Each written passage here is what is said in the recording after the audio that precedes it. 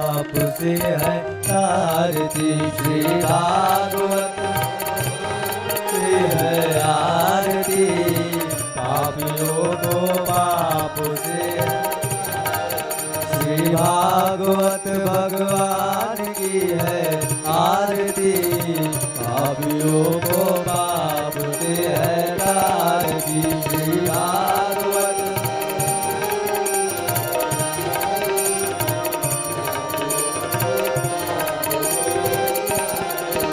ये अमर ग्रंथ मुक्ति पंथी पंचम वेद निराला, नव ज्योति जगाने वाला। ये अमर ग्रंथ मुक्ति पंथी पंचम वेद निराला, नव ज्योति जगाने। हरि नाम यही हरि धाम यही, हरि नाम यही हरि नाम यही, हरि नाम यही, हरि नाम यही। जग के मंगल की आरती, पापियों को पाप से है आरती।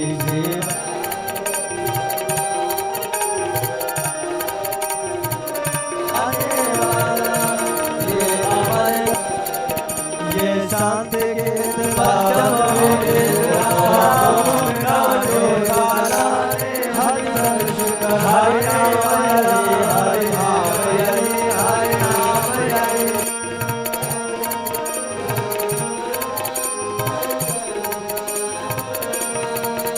ये सुख करणी, ये दुख हरणी, ये सुख करणी, ये सुख करणी, ये दुख हरणी, ये सुख करणी। श्री मधुसूदन की आरती, पापियों को पाप से है आरती। श्री भागवत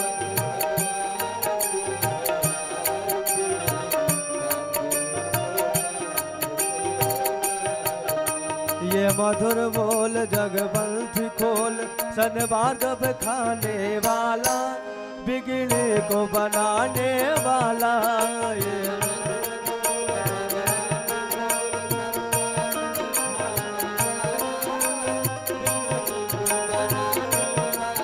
ये मधुर बोल बाबा पंथ खोल, सन्मार्ग दिखाने वाला, बिगड़े को बनाने वाला।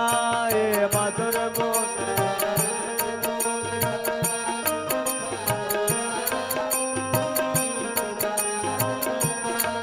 श्री राम यही घनश्याम यही, श्री राम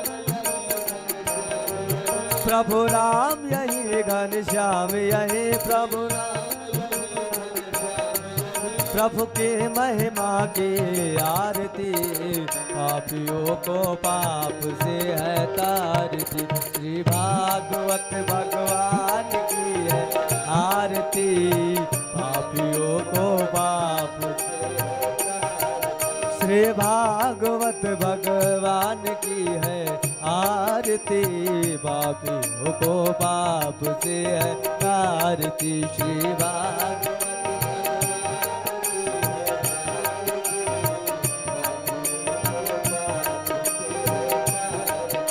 ओ कर्पूर गौरम करुणावतारम, संसार सारम भुजगेन्द्रहारम, सदा वसंतम हृदया बाबा।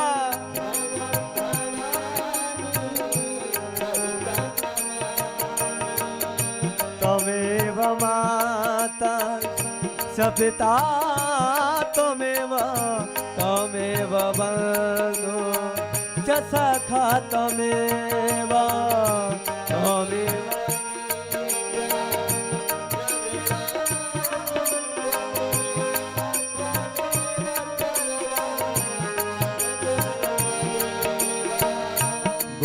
गुरुर्ब्रह्मा गुरुर्विष्णु गुरुर्देवो महेश्वरा, गुरुर्साक्षात् परमब्रह्म, तस्मै श्री गुरु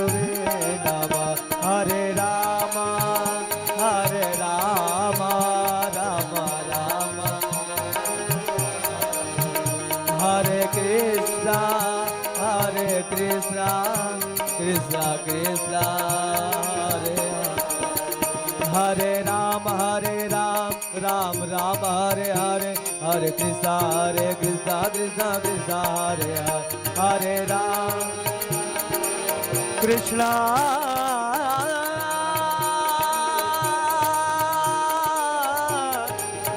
हरे कृष्णा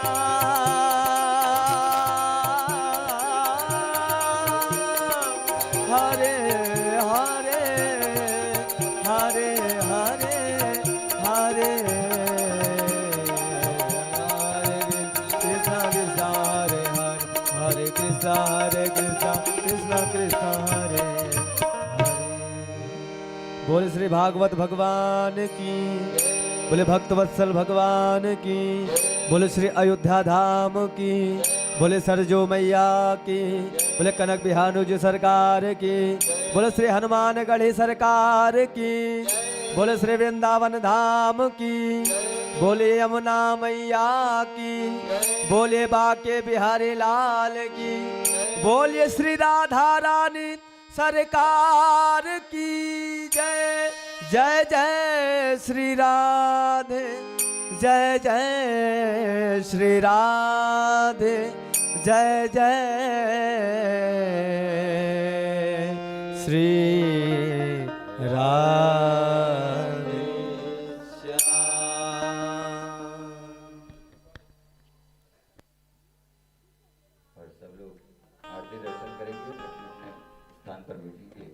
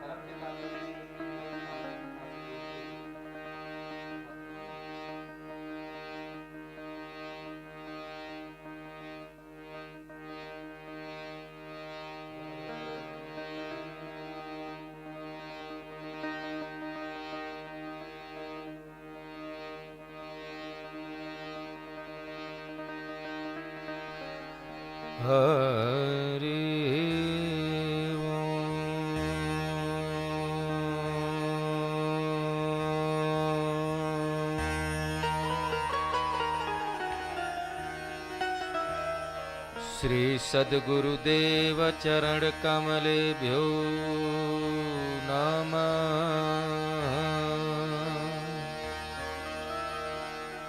श्री हनुमद चरण कमलेभ्यो नमः।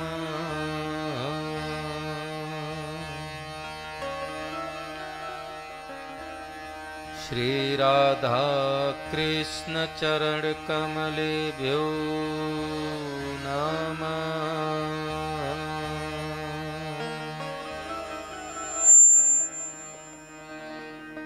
आनन्दमानन्दकरम प्रसन्नम् ज्ञानस्वरूपं निजभावयुक्तम्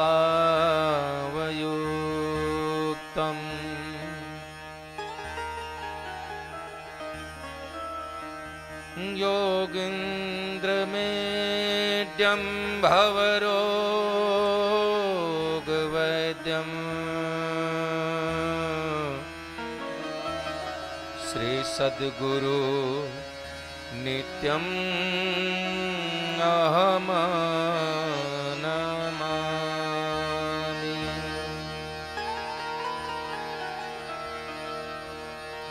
वंशी विभूषित करा नवनीरदाभा पीतांबरा दरुड़ बिंब फलाधरोष्टा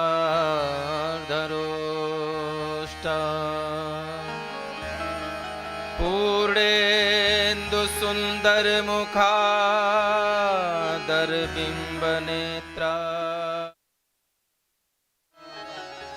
कृष्णात् परां किमपि तत्त्वमहं न जाने।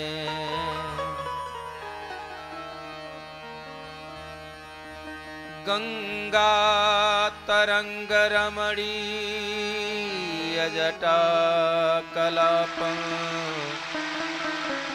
गौरी निरंतर विभूषित वामभागम्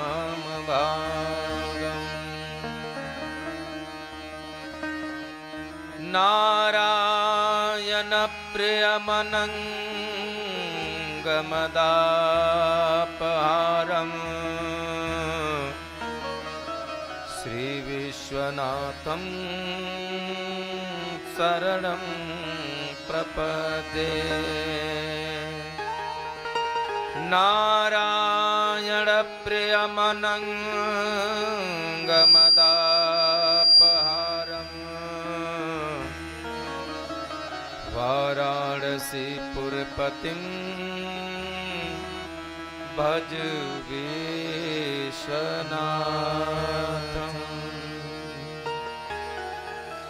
यत्र यत्र रघुनाथ कीर्तनं तत्र तत्र कृतमस्तकाञ्जलिं बाष्पवारि परिपूर्णलोचनं मारुतिं नमत राक्षसान्तकम्।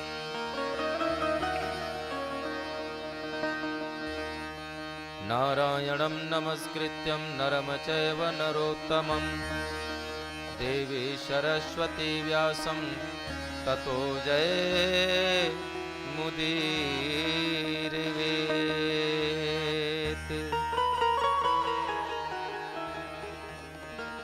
राधा मेरी स्वामिनी मैं राधे जू को दास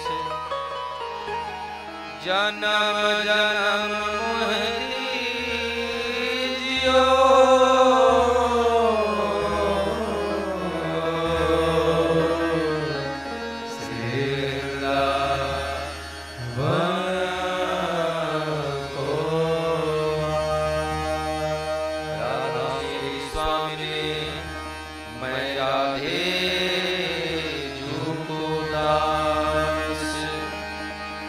जन्म जन्म मोहियो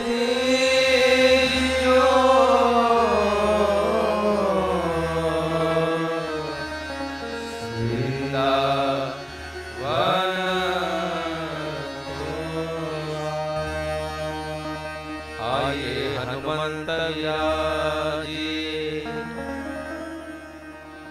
शंभुनाथ हनुमान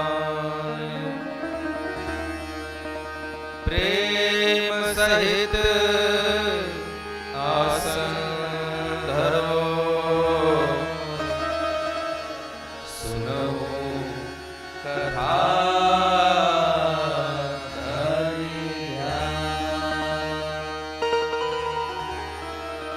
लेत सदा सुधीर की सहज दया के दान जननी जनक सुबोध के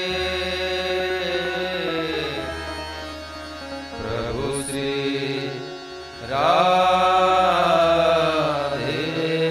श्याम प्रभु श्री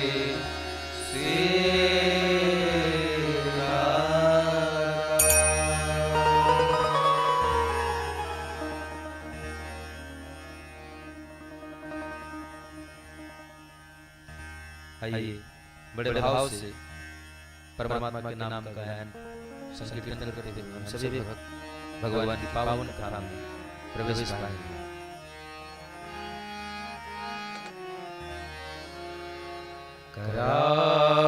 करारविंदे न पदारविंदं मुखारविंदे विनिवेशयन्तं आकाशपत्राश पुटेशयानं बालमुकुन्दं मनसा स्मरामि बालं मुकुन्दं मनसा स्मरामि सानन्दमानन्दवने वसन्तम् आनन्दकन्दम् अतपापवृन्दं वाराणसीना कमलाथनाथं श्रीविश्वनाथं शरणं प्रपद्ये श्रीविश्वनाथं शरणं प्रपद्ये श्रीकृष्ण गोविन्द हरे मुरारी हे नाथ नारायण वासुदेव हे नाथ वासुदेवा श्रीकृष्ण गोविन्द हरे मुरारी हे नाथ नारायण वासुदेवा हे नाथ नारायण वासुदेवा जो खिल सके ना वो फूल हम हैं प्रभु तेरे चरणों की धूल हम हैं जो खिल सके ना वो फूल हम हैं प्रभु तेरे चरणों के धूल हम हैं प्रभु तेरे चरणों के धूल हम हैं श्री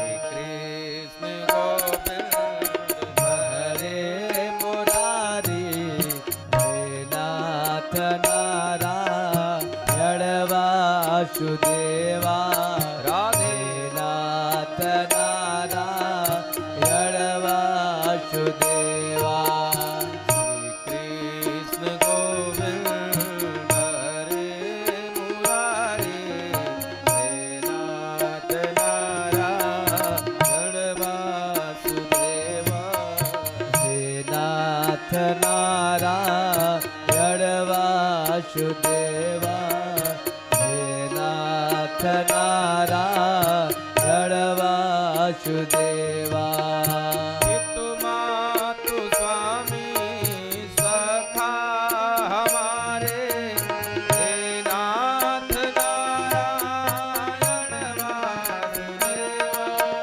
पितु मात स्वामी सखा हमारे हे नाथ नारायण वासुदेवा पितु मातु स्वामी सखा हमारे हे नाथ नारायण वासुदेवा पितु मात स्वामी सखा हमारे हे नाथ नारायण वासुदेवा हे नाथ नारायण वासुदेवा।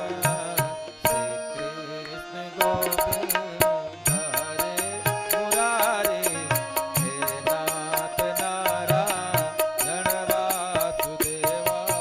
हे नाथ नारायण वासुदेवा हे नाथ नारायण वासुदेवा। हे नाथ नारायण वासुदेवा श्री कृष्ण गोविंद हरे मुरारे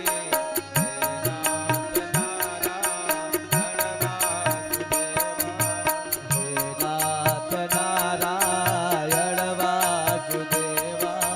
हे नाथ नारायण वासुदेवा हे नाथ नारायण वासुदेवा हे नाथ नारायण वासुदेवा। बोले वृंदावन बिहारी लाल की जय बोलिए पवन सुत हनुमान जी महाराज की जय बोलिए राधा रानी सरकार की जय जय जय श्री राधे जय जय श्री राधे श्याम।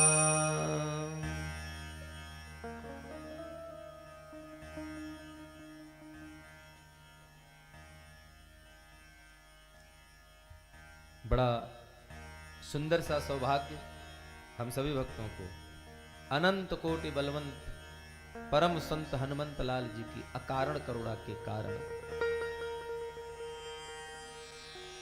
अनंत कोटि ब्रह्मांड नायक अचिंत गुण गण कल्याण गुण गण निधान सर्वेश्वर सर्वाधिपति जगदाधिपति चर अचर सकल सृष्टि नियंता प्रणंता अकारण करुणालय बरुणालय राघवेंद्र सरकार यदवेंद्र सरकार नंद के नंदन जसुदा नंदन भगवान श्री कृष्ण एवं परम्बा जगदम्बा साक्षात जगत जननी राधिका रानी आप दोनों श्री के चरणार बिंदुओं में इस दास का एवं समस्त भक्तों के साथ बारंबार दंडवत प्रणाम स्वीकार हो। अभिनंदन पदवंदन चंदन। तदुपरांत हनुमंत लाल जी भगवान के कथा के सबसे बड़े श्रोता और सबसे बड़े प्रेमी हैं भगवान के, इनसे बड़ा कोई हुआ नहीं। ऐसे हनुमान जी के श्री चरण बिंदुओं का ध्यान करते हुए, क्योंकि उनकी कृपा के बिना भगवान की कथा का प्राप्त होना कठिन है। जब तक हनुमान जी की कृपा नहीं होगी, जब तक उनकी प्रेरणा नहीं होगी, तब तक कथा का दर्शन आपको नहीं मिल सकता। हनुमान जी के श्री चरण बिंदुओं में नमन बंदन। तत्पश्चात इस कथा प्रांगण के मध्य भगवत भक्त चरण कमल अनुरागी श्रेष्ठ श्रोता बंधु एवं साक्षात भक्ति शक्ति की स्वरूपा हमारी माताएं बहनें, आप सभी भक्तों के का आज भगवान श्री कृष्ण की ये जो वांगमय अवतार श्रीमद् भागवत महापुराण की पावन कथा का प्रथम दिवस है। इस प्रथम दिवस की प्रवेश वेला में इस व्यास मंच से स्वागत और अभिनंदन। तत्पश्चात हम सभी लोग भगवान की पावन कथा में प्रवेश पाएंगे। आज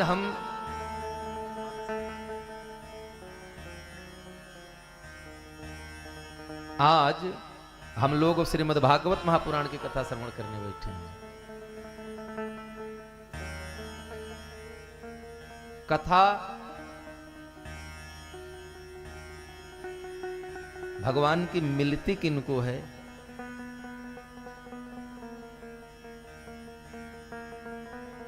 भाग्योदयेन बहुजन्म समर्जितेन। भाग्योदयेन बहुजन्म समर्जितेन, जब आपके एक दो जन्म के नहीं, 100-200 जन्म के नहीं, कई करोड़ जन्म के पुण्य का उदय होता है, तब श्रीमद् भागवत महापुराण की कथा सुनने का फल मिलता है। तब इसको सुनने का सौभाग्य प्राप्त होता है।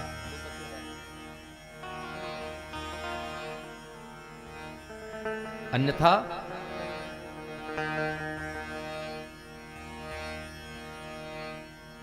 जीवन बीत गया संतों का हिमालय की कंदरा में बैठ करके, महाराज कौपीन पहन करके इस ठंडी में, माघ पुष की ठंडी में हम लोग 3-3 स्वेटर पहनते हैं। अब वो बेचारे जहां साल के 12 महीना बर्फ पड़ती है, वहां एक कौपीन लपेट कर गुफा में बैठ कर तपस्या करते बीत गया उनका।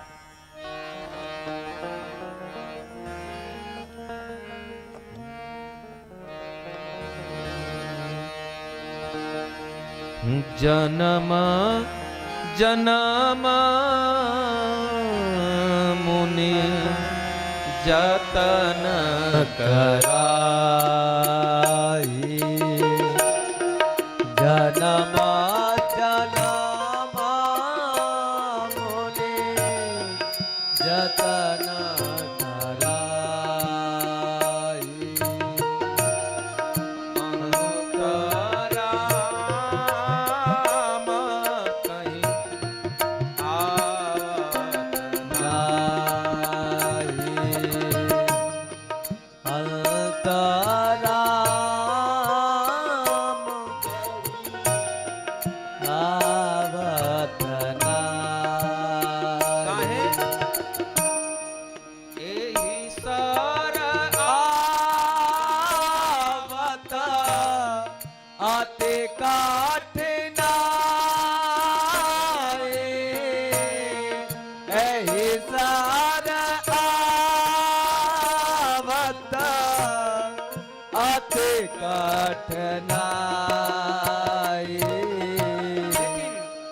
राम कृपा बिनु आई न जाई, राम कृपा बिनु आई न जाई,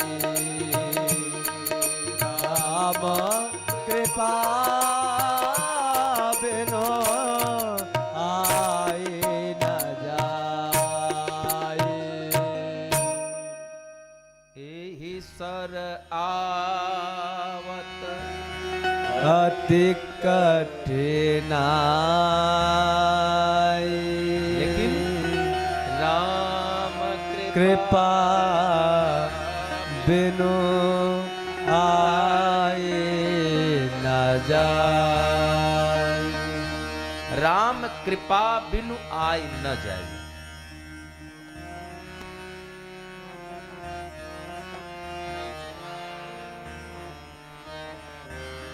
जीवन बीत गया संतों का, ऋषियों का तपस्या करते करते, लेकिन जब शरीर छूटा तो मरते समय राम नहीं बाणी से निकल पाया। तो कहीं आता कौन है? बोले आएगा कौन? यहां वही आ सकता है जो भगवान की कृपा जिस पर हो जाए, जिस पर परमात्मा की कृपा होगी वो कथा में आएगा। बाकी कोई आता होता नहीं यहाँ, क्योंकि कहते हैं बिहारी जी की महफिल खुद बिहारी जी सजाते हैं और उनके दर तक आता वही है जिसको स्वयं बिहारी जी इन मस्तों की मस्ती में आता है कोई कोई इन मस्तों की मस्ती में। आता है कोई कोई रोती है सारी दुनिया, हो रोती है सारी दुनिया। गाता है कोई कोई सोती मस्ती में।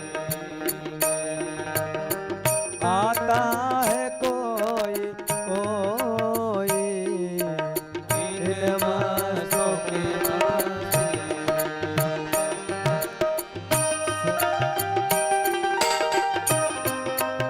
तालियों की सेवा करते हुए हरि बोल।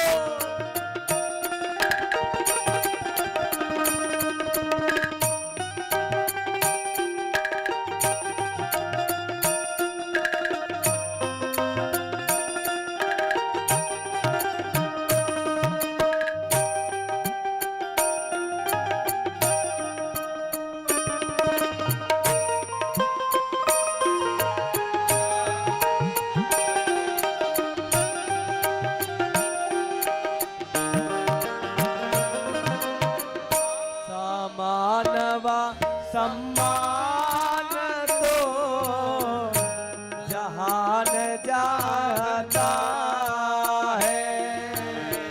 समानवा सम्मान तो जहान जाता है।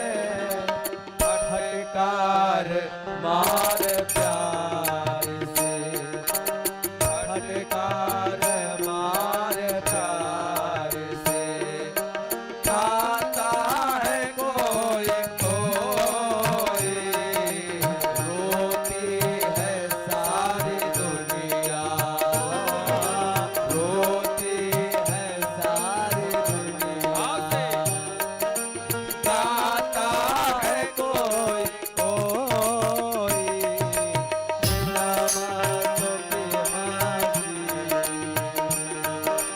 विनता है कोई कोई इन मस्तों की दुनिया।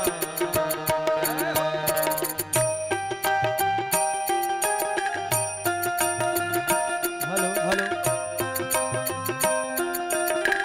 सिया राम।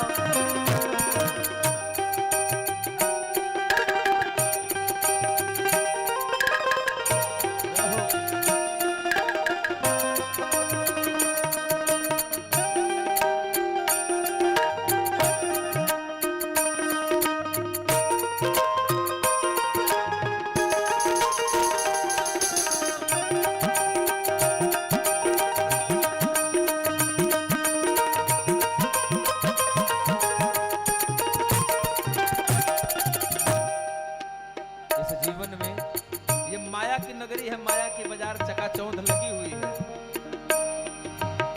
लेकिन आए थे हरि भजन को ओटन लगे कपास, गर्भ में प्रण करके आए थे प्रभु मृत्युलोक में जाएंगे, जन्म दे दीजिए, मुक्त करिए। तो खाली खाली कंठी हाथ में, कंठी गले में और माला हाथ में। यहाँ माला छूट गया, माल हाथ में। यहाँ पकड़ रहे कि भाइयों की जेब रुपया निकाल के अपनी जेब में धर ले। लेकिन रंग रलियों की गलियों में सब लोग भटकते हैं। रंग रलियों की गलियों में सब लोग भटकते हैं। प्रभु प्रेम की गली में, प्रभु प्रेम की गली में आता है कोई कोई रोती है सारी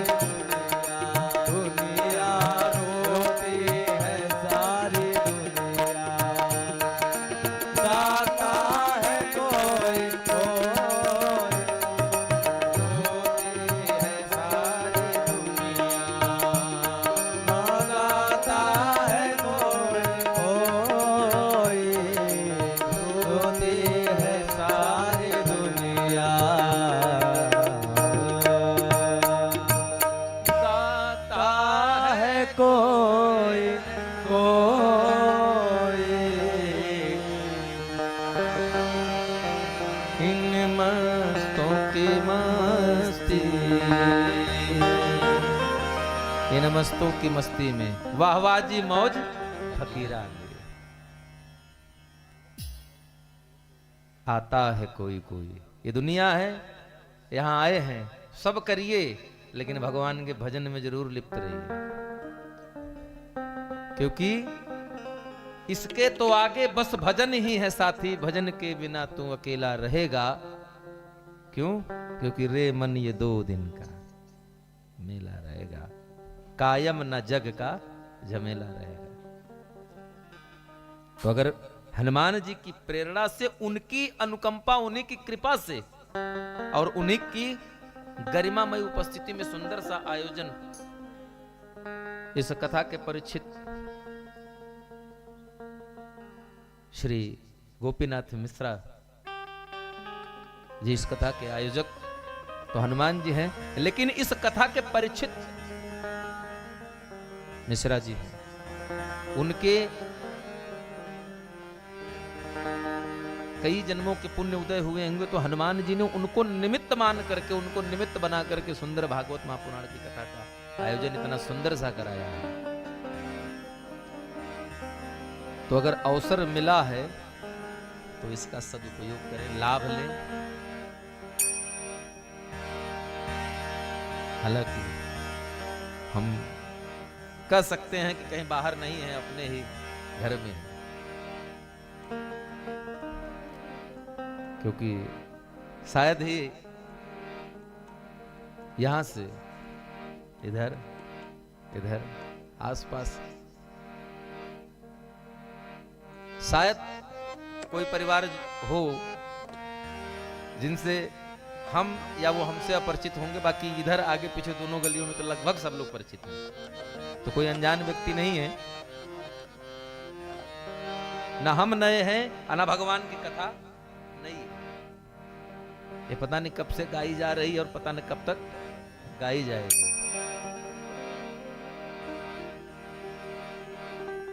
तो यहां महत्ता हमारी नहीं है कि यहां कौन बैठा है, यहां महत्व इस बात का नहीं है कि यहां कौन बैठा है। संदीप बैठे हैं कि पूज्यपाद श्री प्रेमभूषण जी महाराज बैठे हैं, या प्रातः स्मरणीय डॉक्टर श्याम सुंदर पराशर जी बैठे हैं। महत्व व्यक्ति विशेष का नहीं है, महत्व भगवान की कथा का है। मंदिर में जाएंगे तो प्रसाद मिलेगा, किसी मंदिर में बढ़िया आपको रसमलाई मिल सकती है, और किसी में कुछ नहीं होगा तो तुलसी दल ही मिलेगा, मिलेगा जरूर कुछ नहीं।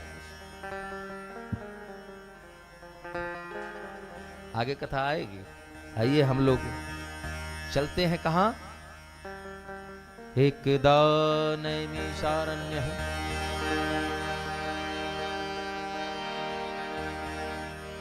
शौनकादयः ऋषयः प्रपुक्षस मुनिसूतः। इस सृष्टि में जो भी कथा आरंभ हुई है, सबसे पहले अगर आरंभ हुई है तो कहां से आरंभ होती है? यहीं बगल में नैमिषारण्य वन है। अच्छा, सारी कथा यहीं से कहां आरंभ हुई? जब ब्रह्मा जी के पास गए सारे 88,000 ऋषि एकत्रित होकर के, जिनको नाम दिया गया सौनक। सौनक ऋषि 88,000 की संख्या में पूज्यपाद श्री ब्रह्मा जी के पास पहुंचे, और जब ब्रह्मा जी के पास पहुंचे तो उन्होंने ब्रह्मा जी से कुछ मांगा नहीं, तो किया क्या, क्यों गए थे? बोले ब्रह्मा जी से, प्रभु हमें एक चीज चाहिए। क्या चाहिए? आने वाला जो कलयुग है वो समय बड़ा महाराज दुष्कर आ रहा है, बड़ा दूभर समय है। ऐसे समय में ना तो किसी की आयु इतनी होगी कि वो हजारों वर्ष तक तपस्या कर सके, हजार छोड़िए सैकड़ों वर्ष की तपस्या नहीं कर सकता।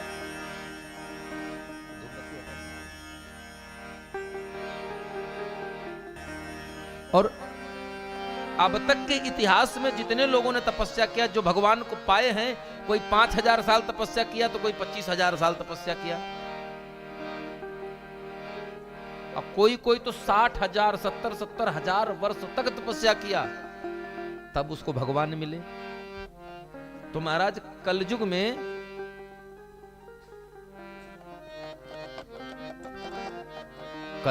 तो कोई इतनी आयु नहीं होगी, ना ही कोई इतना भक्त होगा। कल्याण कैसे होगा। यद्यपि वो सौनकादिक ऋषि 1000 वर्ष तक चलने वाले यज्ञ का आयोजन कर रहे थे, तो यही सोच करके वो वहां गए भगवान के पास, ब्रह्मा जी के पास, क्योंकि भगवान अपने धाम को जा रहे हैं। भगवान अपने धाम को जाने वाले हैं और कलयुग आने वाला है। अगर कलयुग आएगा तो पाप बढ़ेगा।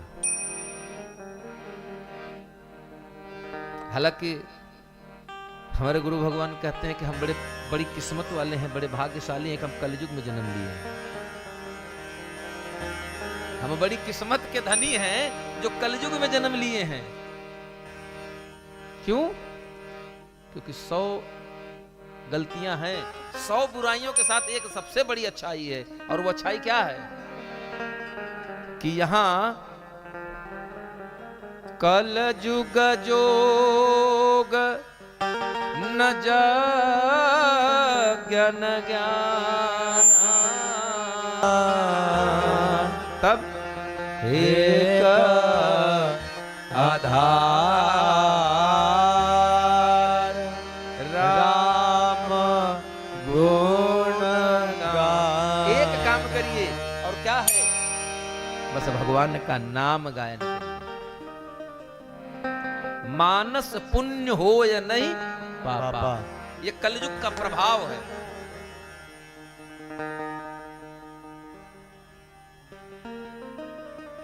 ये इसका प्रताप है कि मन में किसी को 500 गाली दे दीजिए, उसका कोई दंड आपको नहीं लगने वाला है। इतना भी पाप नहीं लगता है। और सतयुग द्वापर में, त्रेता में सपना में सोच लीजिए महाराज, तो पता नहीं कितना बड़का पाप चढ़ जाए। ये सतयुग और त्रेता की बात है। तो हम तो भगवान की बड़ी कृपा रही, और हमारे ही कल्याण के लिए सौनकादिक ऋषि ब्रह्मा जी से पूछे कि हम क्या करें। बोले एक यज्ञ का आयोजन करिए। कौन सा यज्ञ करें, कहां करें? बोले अब यज्ञ का आयोजन करिए, क्योंकि 1 साल 2 साल तो चलने वाला था नहीं। यहाँ 7 दिन की कथा, 8वें दिन भंडारा में सोचना पड़ता है कि इनको दिक्कत ना हो जाए, मोहल्ले वाले कहीं 100 नंबर पे फोन ना कर दें। एक कथा करवाने के लिए सोचना पड़ता है। खाली मैदान पड़ा है, लेकिन उसके लिए भी हमको परमिशन की जरूरत है। अब वहां तो 1000 वर्ष की बात थी, 1000 वर्ष पर्यंत चलने वाले यज्ञ की बात है। तो बोले कहां किया जाए? तो ब्रह्मा जी ने कहा ऐसा एक जगह धरती पर है। बोले कहां?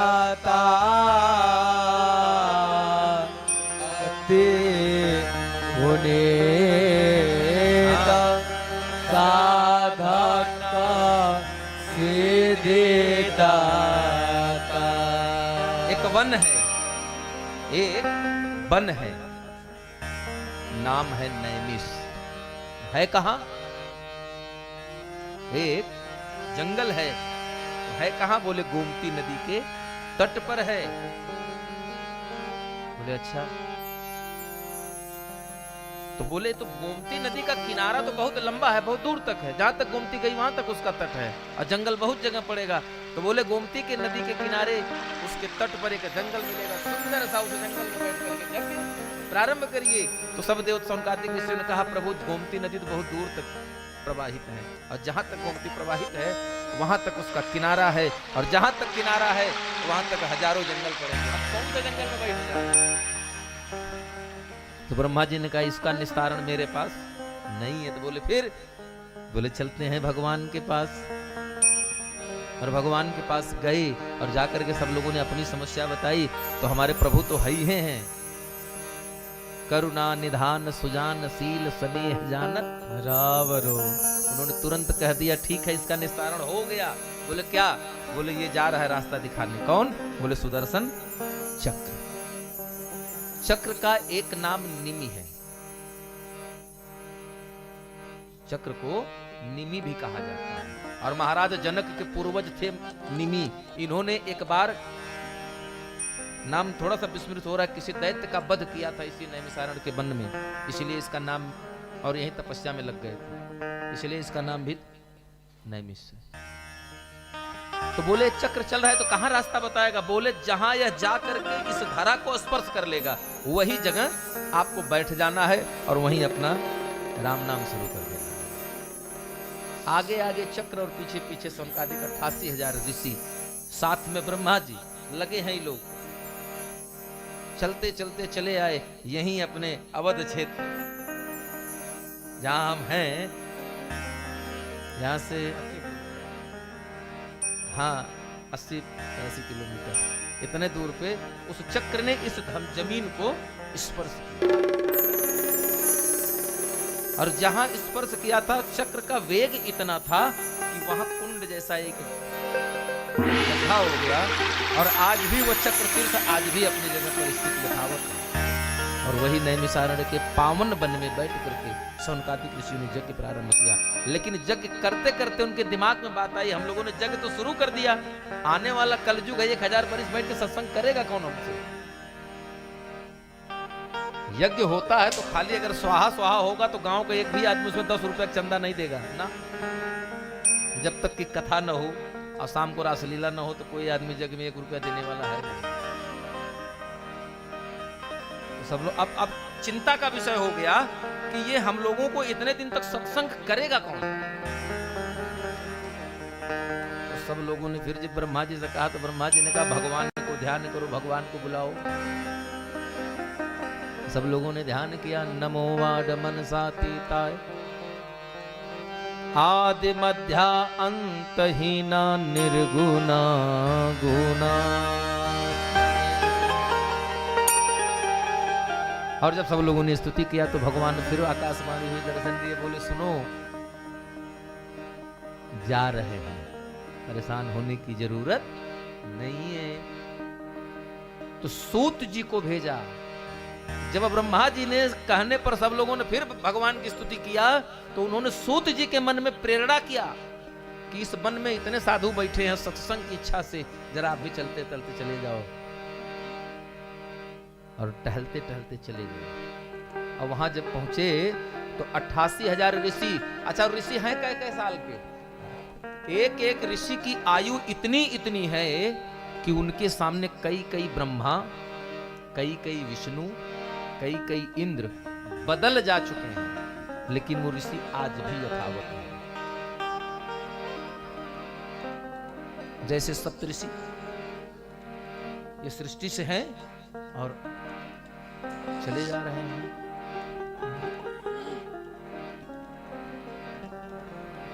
इतने उम्र के संत बैठे हैं, ये बड़ी बड़ी दाढ़ी, और एक 16 वर्ष का नौजवान बालक आता है सामने से और तेज चेहरे से इतना है कि कहते हैं कि हे प्रभु अज्ञान ध्वांत विध्वंसम, हम लोग 88,000 ऋषि मुनि बैठ करके अंधकार में भ्रमित हो गए हैं। हमारा मन जो है, हमारा विवेक जो है वो शून्य हो गया है। क्यों? क्योंकि हमारे विवेक के चारों तरफ एकदम गुप्त अंधेरे का धुआं हो गया है। हमको समझ में नहीं आ रहा है कि यहाँ से मार्ग किस तरफ को जाएगा, या कौन सा मार्ग पकड़े, या मार्ग है कहाँ, यह हमको समझ में बात आ नहीं रही है। क्यों? क्योंकि तेरी माया का न पाया कोई पार, कि लीला तेरी तू ही जाने। ये भगवान की माया है, अति प्रचंड रघुपति के माया, ये भगवान की माया है। तो सूत जी से कहते हैं कि अच्छा हम, बोले हाँ, क्योंकि आपका ज्ञान जो है वो कोटि सूर्य समप्रभ, आपका ज्ञान जो है कई करोड़ सूर्यों से ज्यादा प्रकाशवान है। बोले अपने उस कई करोड़ सूर्य से ज्यादा प्रकाशित ज्ञान के अंदर से एक बूंद, एक किरण आप हम पर डाल दीजिए तो हमारा जीवन भी प्रकाशमय हो जाएगा। और तब सूत जी कहते हैं ठीक है, हम आपको अब वो कथा सुनाएंगे जो कभी हमको हमारे गुरुजी ने अपना परम किंकर जान करके, परम शिष्य जान करके एकांत में सुनाया था, एकांत में सुनाया था। लेकिन एक बात हमारे समझ में नहीं आई महात्मन। बोले क्या? बोले हमारी कुल आयु 16 वर्ष की है, आप 16,000 वर्ष के ऊपर के हैं, लाखों वर्ष आपकी आयु है, आप हमको दंड प्रणाम चंदन बंदन अभिनंदन आप हमारा कर रहे हैं, ये थोड़ा सा उचित नहीं लग रहा है। तब सौनकादिक ऋषि हाथ जोड़कर कहते हैं, प्रभु धन वृद्धा बल वृद्धा आयु वृद्धा तथैव च ते सर्वे अपि ज्ञान वृद्धा किंकिरा शिष्य किंकिरा। बोले धन वृद्धा, किसी के बैंक में कई करोड़ रुपया जमा हो जाए,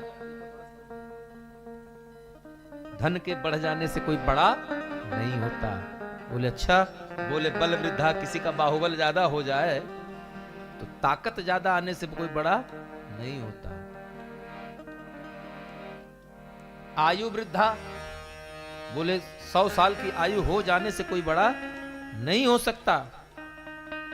बोले फिर ते सर्वे अपि ज्ञान वृद्धा, बोले इतने लोगों के बीच में जो ज्ञान में बड़ा हो गया, जिसकी ज्ञान अधिक हो गया, वो बड़ा, बाकी सब छोटे हो गए। किंकिरा शिष्य किंकिरा। इस बात पर संदेह मत करो। तो सौनकादिक ऋषि कहते ठीक है। अज्ञान ध्वांत विध्वंस कोटि सूर्य समप्रभ सूताख्याहि कथा सारम मम कर्ण रसायन। बोले सूताख्याहि कथा सारम, बोले हे प्रभु आप परमात्मा की उस कथा का अमृत। अच्छा देखिए यहां सौनकादिक ऋषि ने कहा क्या, कथा सारम। तो कहना होता तो कह देते सुनाइए, अगर कहना होता तो कह देते कथावा को सुना दीजिए, लेकिन सूत जी से सौनकादिक ऋषि कहते हैं सूताख्याहि कथा सारम। यहां तक तो बात स्पष्ट नहीं हुई कि तरल है या ठोस है, इसको सुनना है या पीना है कि काटकर, लेकिन आगे स्पष्ट हो जाता है क्या, बोले मम कर्ण रसायन, ये लिक्विड हो गया। बोले ये लिक्विड फॉर्म में है, तरल पदार्थ है। तो तरल पदार्थ क्या करना चाहिए,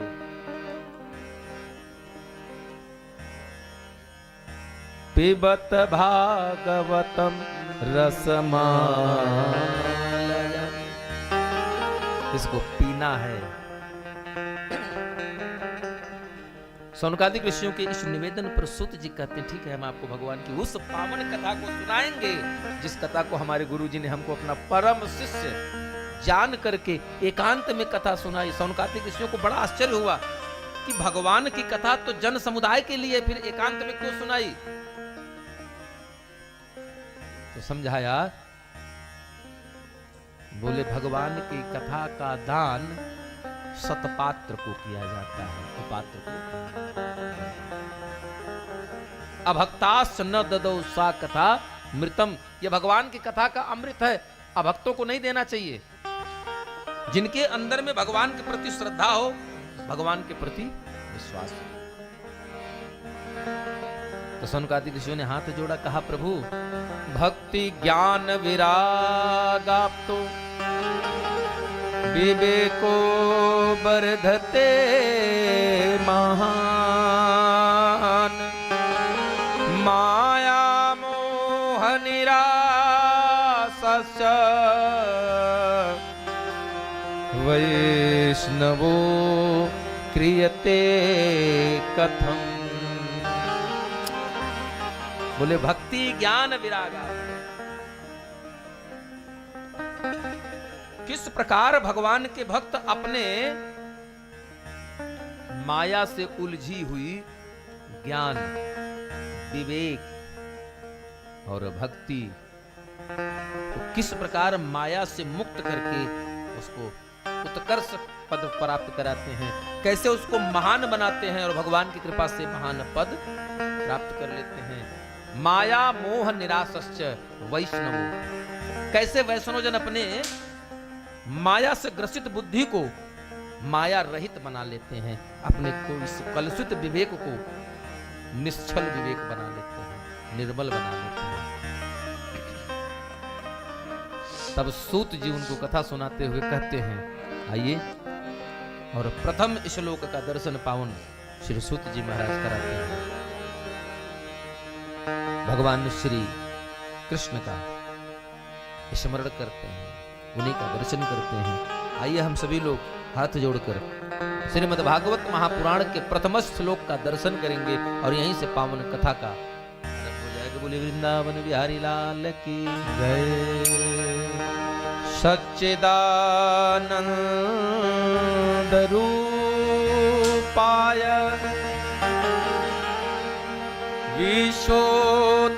विश्वोत्पत्त्यादि हेतवे तापत्रय विनाशाय श्रीकृष्णाय वयं नुमः। श्रीकृष्णाय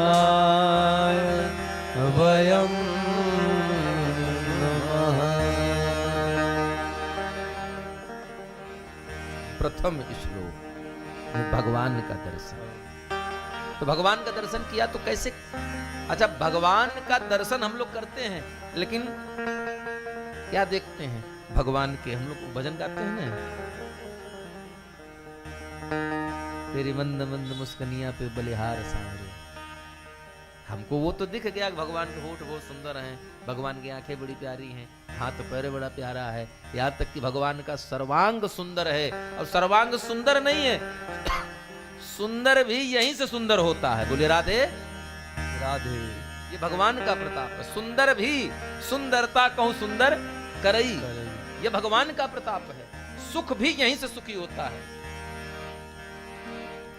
लेकिन भगवान का वास्तविक दर्शन है सच्चिदानंद रूपाय। प्रथम श्लोक सच्चिदानंद रूपाय, और इसमें 3 शब्द छिपे हैं। भगवान के 3 विशेषण का उल्लेख यहाँ पर पूज्यपाद श्री व्यास जी ने किया। सूत जी सुना रहे, कहते हैं क्या? सत, चित और आनंद। भगवान का नाम बताया तो क्या बताया? सच्चिदानंद। ये 3 शब्द हैं। प्रथम शब्द है सत, दूसरा चित और तीसरा आनंद। तो ये तीनों हैं कहां? एक भक्त का भाव है, इस संसार में जितने चीजों को स्पष्ट जान लीजिए, जिन चीजों को हम हाथ से छू सकते हैं, जिनको हम आंखों से देख सकते हैं, उनमें से कोई भी वस्तु सत्य नहीं है। बिल्कुल एकदम साफ झूठ, जिसको कहते हैं ना सफेद झूठ, बिल्कुल शुद्ध रूप से झूठ है। क्यों? हमने देखा कि एक खूब बढ़िया पेड़ है आम का, खूब बहुत विशाल पेड़ है और खूब सारे आम लगे हैं। कै साल वो आम का पेड़ रहेगा? उसकी उम्र कितनी है? 50 साल, 100 साल, 200, 500, 1000, इससे ज्यादा नहीं चलेगा। क्योंकि ब्रह्मा जी की सृष्टि में जितनी भी चीजों की रचना उन्होंने किया, सबकी एक आयु निर्धारित है। और जिसकी आयु निर्धारित हो गई वो कभी सत्य हो नहीं सकता। क्यों? सत्य कहिए जो विनसत नाही, सत्य कहिए जो विनसत नाही।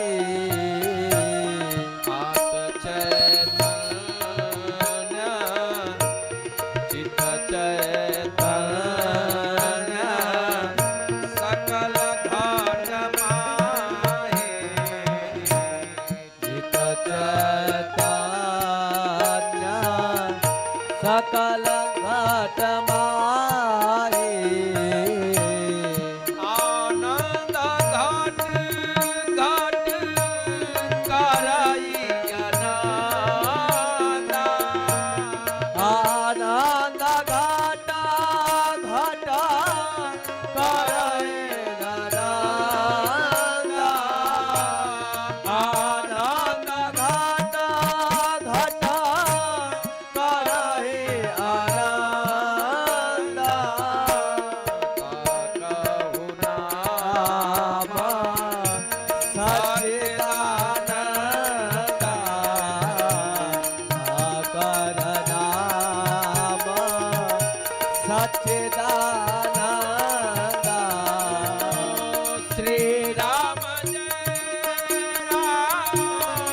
बोलो प्रेम से।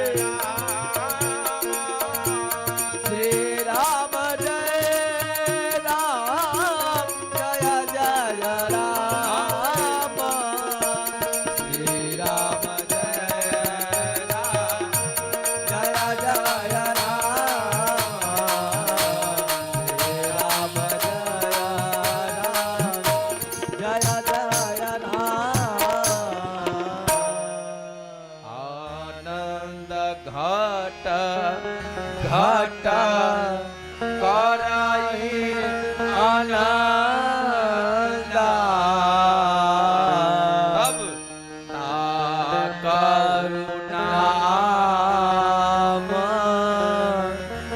सच्चिदानंद।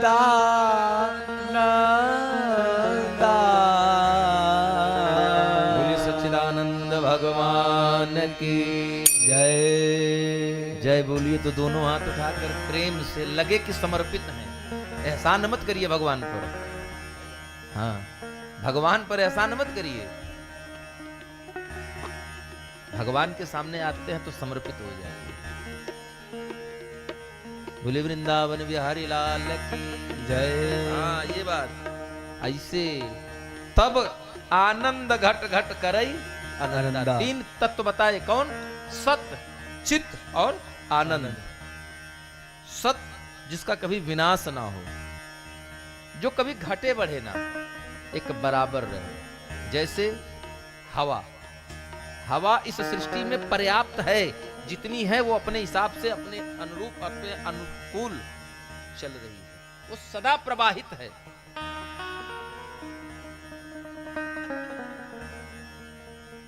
बोले लेकिन अभी आप कहेंगे प्रभु मई जून के महीना महाराज जी नीम का पत्ता खड़ा हो जाता है एकदम बिल्कुल हिलता नहीं, तो हम लोग क्या कहते हैं? बताओ आज हवा भी नहीं बंद, हवा बिल्कुल बंद है। अरे जिस दिन हवा बिल्कुल बंद हो जाएगी उस दिन आप भी बंद हो जाएंगे। हाँ, हवा बंद तो हम सब। हाँ, हवा कभी बंद नहीं हो सकती, क्योंकि अगर सत्य विनाश हो गया तो उसी दिन सृष्टि का प्रलय नहीं होगा, उसी दिन महाप्रलय हो जाएगा। वो प्रलय जिसमें कि ब्रह्मा विष्णु महेश सब जहां से आए थे वहीं चले जाते हैं। बोले फिर, बोले सत्य वो है जिसका कभी विनाश ना हो, और या जो विनाशशील हो वो कभी सत्य हो नहीं सकता। जिसका विनाश हो जाए वो सत्य है नहीं, और जिसका विनाश होने की संभावना हो जाए वो सत्य हो ही नहीं सकता। बोले राधे, थोड़ा जोर से बोलिए। हाँ, अरे कम से कम हमारो तो हम तो सुने कि अब तक हमको सुन रहे तो हम भी सुने कि आप लोग कुछ बोल रहे हैं। दूसरा क्या है? चित्त। चित्त हमेशा स्थिर हो, दृढ़ हो, गंभीर हो, जैसे आसमान।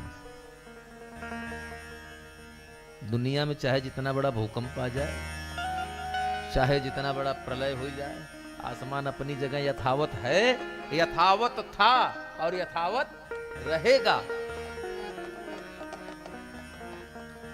चित्त हमेशा स्थिर हो, स्थिर होगा तो गंभीर होगा, और जब स्थिर चित्त होगा, जल सरोवर का जल स्थिर है तो जल के अंदर भी आप जमीन पर क्या है उस धारा पर देख सकते हैं, लेकिन एक छोटा सा कंकड़ फेंक देंगे तो उसके बाद कुछ दिखाई नहीं पड़ेगा।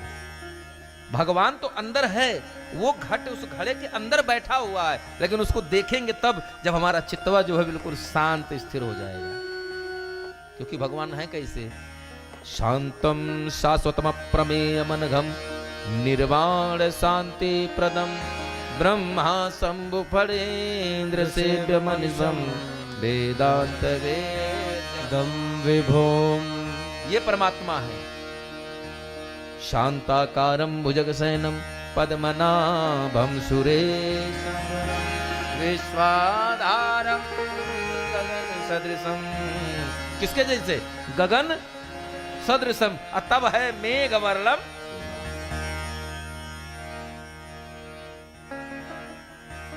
तो भगवान बिल्कुल शांत चित्त भगवान, इसीलिए तो भगवान को कहा गया समदर्शी।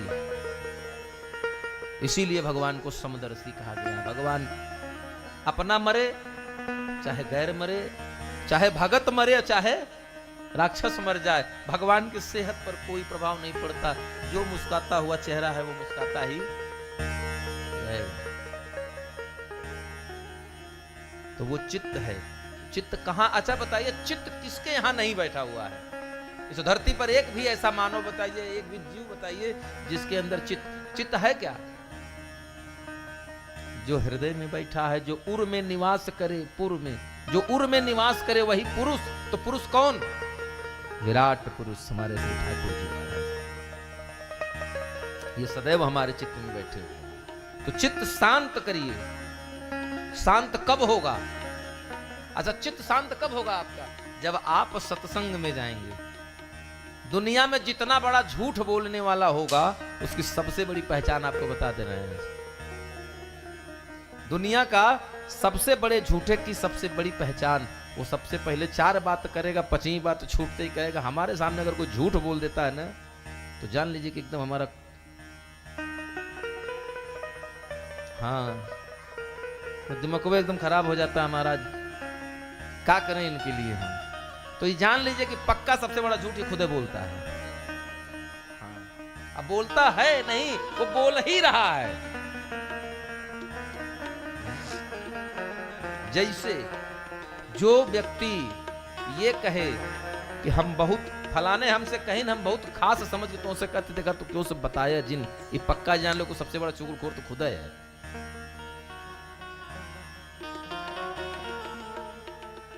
ये सबसे बड़ी बड़ी निशानियां हैं भाई। उसने हमसे कहा, अब हम अगर इनसे कह रहे हैं तो हम किए क्या? तो ये कौन सी अपेक्षा करें कि अगले ने हमसे बहुत कसम खिलाकर अपना जान करके कहा, हम गए इनसे कही आए, पाठक जी से कही आए।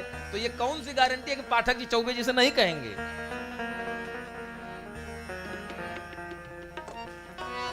सत्य का साथ मिलेगा तो चित्त शांत हो जाएगा, और जब चित्त शांत हो जाएगा तब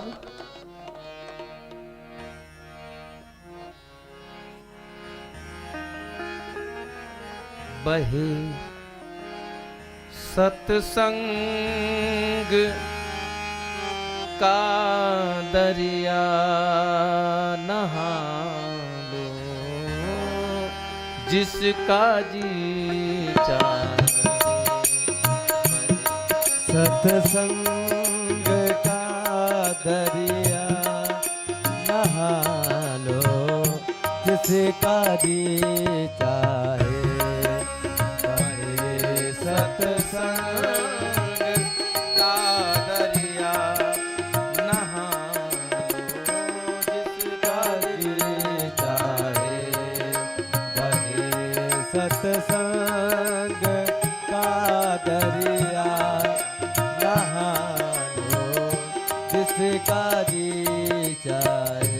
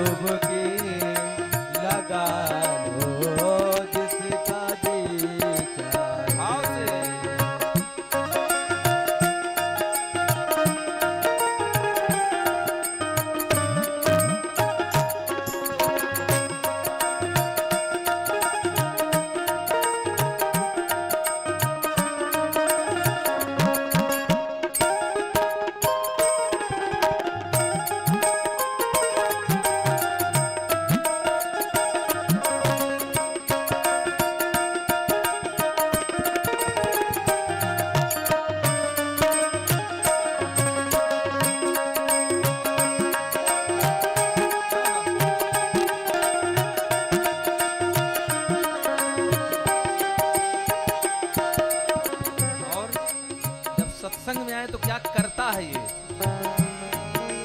बनावे शोर से साहू मिटावे दुष्टता मन की बनावे चोर से साहू मिटावे दुष्टता मन की मिटावे दुष्टता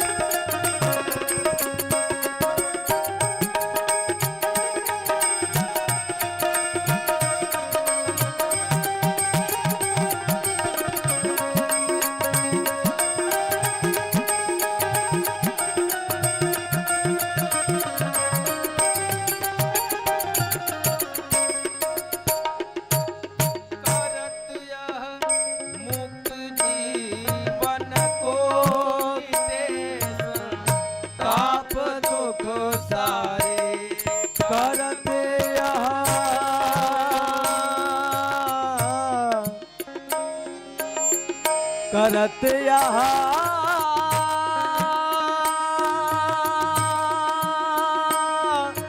करत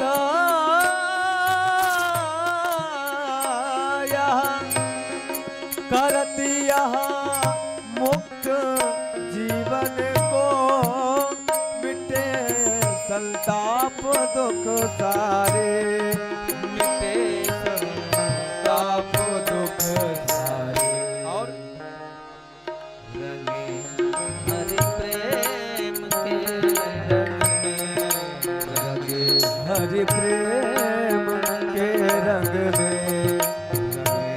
हरि प्रेम के रंग में रंगा लो जिसका जी चाहे। रंगे हरि प्रेम के रंग में रंगा लो जिसका जी चाहे। रंगे हरि प्रेम के रंग में रंगा लो जिसका जी चाहे।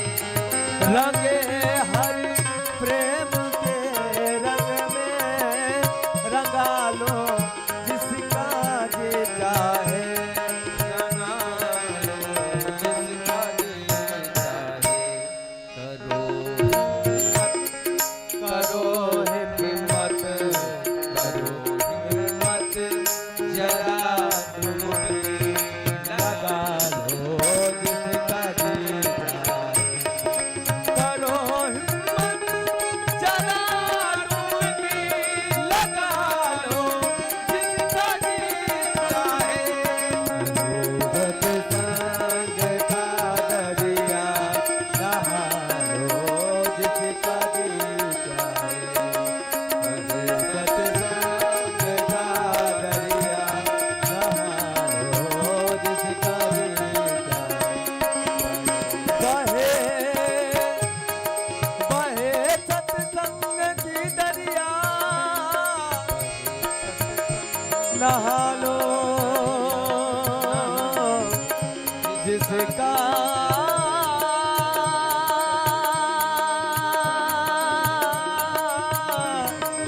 जी चाहे। रंगे हरि प्रेम के रंग में रंगा लो जिसका जी चाहे। बोले वृंदावन बिहारी लाल की जय।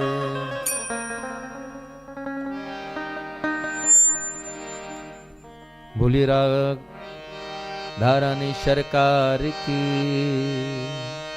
हाँ क्या बात है, इतना सुंदर।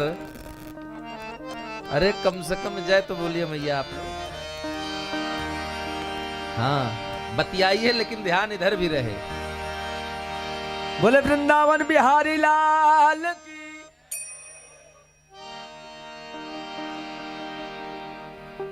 जब सत्संग में जाएंगे आप,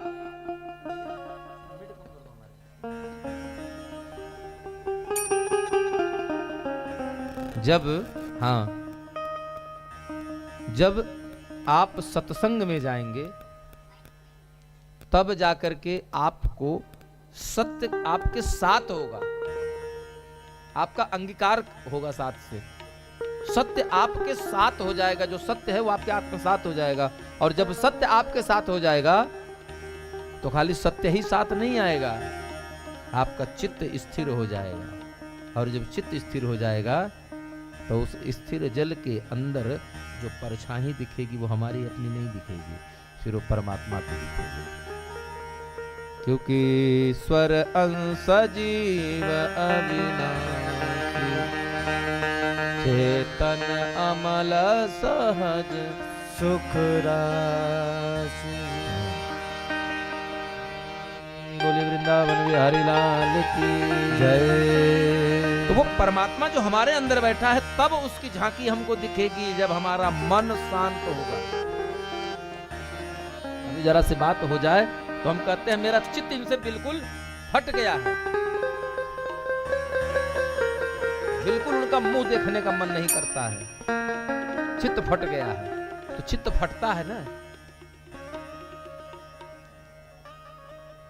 तो चित्त को फाड़ना नहीं है, चित्त को शांत कर लेना है, स्थिर कर लेना है। और चित्त रूपी पर्दे के पीछे जो हमारे ठाकुर जी विराजमान हैं, उनका दर्शन आपको मिल जाएगा। और जब उनका दर्शन मिलेगा तो अकेले मिलेगा कि युगल रूप में मिलेंगे? वो युगल सरकार मिलेंगे। कौन कौन?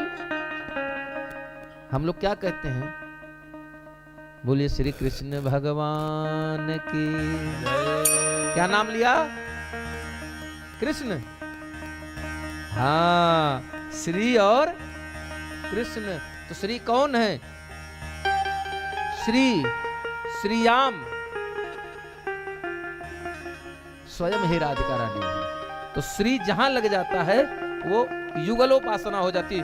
यद्यपि हम लोग वैष्णव जो हैं, वैष्णव जन जितने होते हैं हमारे वैष्णव संप्रदाय में युगलोपासना की पद्धति है। हमारे यहाँ हाँ एक की उपासना नहीं है। हमारे यहाँ राम को पूजेंगे तो पहले सीता मैया पहले पूज ली जाएंगी, क्योंकि श्री रामचंद्र भगवान की। तो श्री पहले, लक्ष्मी नारायण, गौरी शंकर,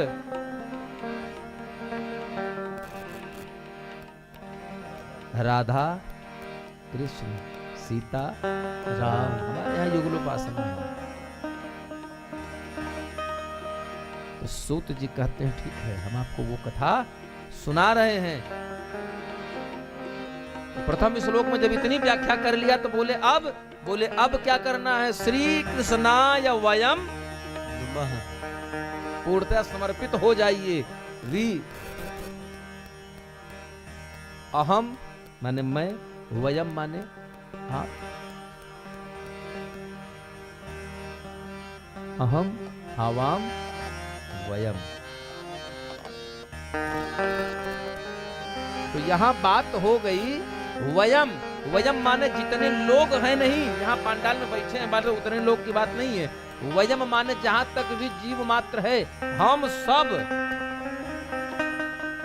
सूत जी कहते हैं श्री कृष्णाय वयम। समग्र चराचर सृष्टि के जितने भी जीव हैं सबको साथ लेकर के हम क्या करते हैं? नुमः प्रणाम करते हैं। कहाँ?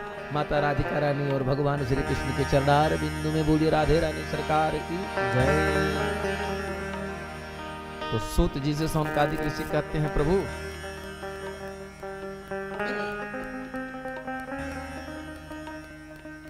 काल ब्याल मुख ग्रास त्रास निर्णास है तवे श्रीमद् भागवतम शास्त्रम कलो कीरेण भाषितम। बोले काल ब्याल मुख ग्रास त्रास निर्णास हेतवे। काल किसको कहते हैं? अच्छा महाभारत आप लोग देखे थे जो आता था पहले VR चोपड़ा वाली, तो जब महाभारत शुरू होती थी तो उसमें पहले एक चक्र घूमता था, उसमें एक आवाज आती थी पीछे से, मैं समय हूं, आती थी ना। तो ये समय है कौन?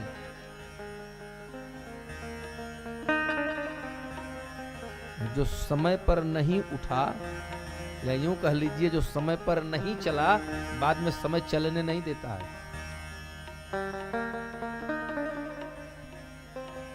तो कहते हैं काल माने समय।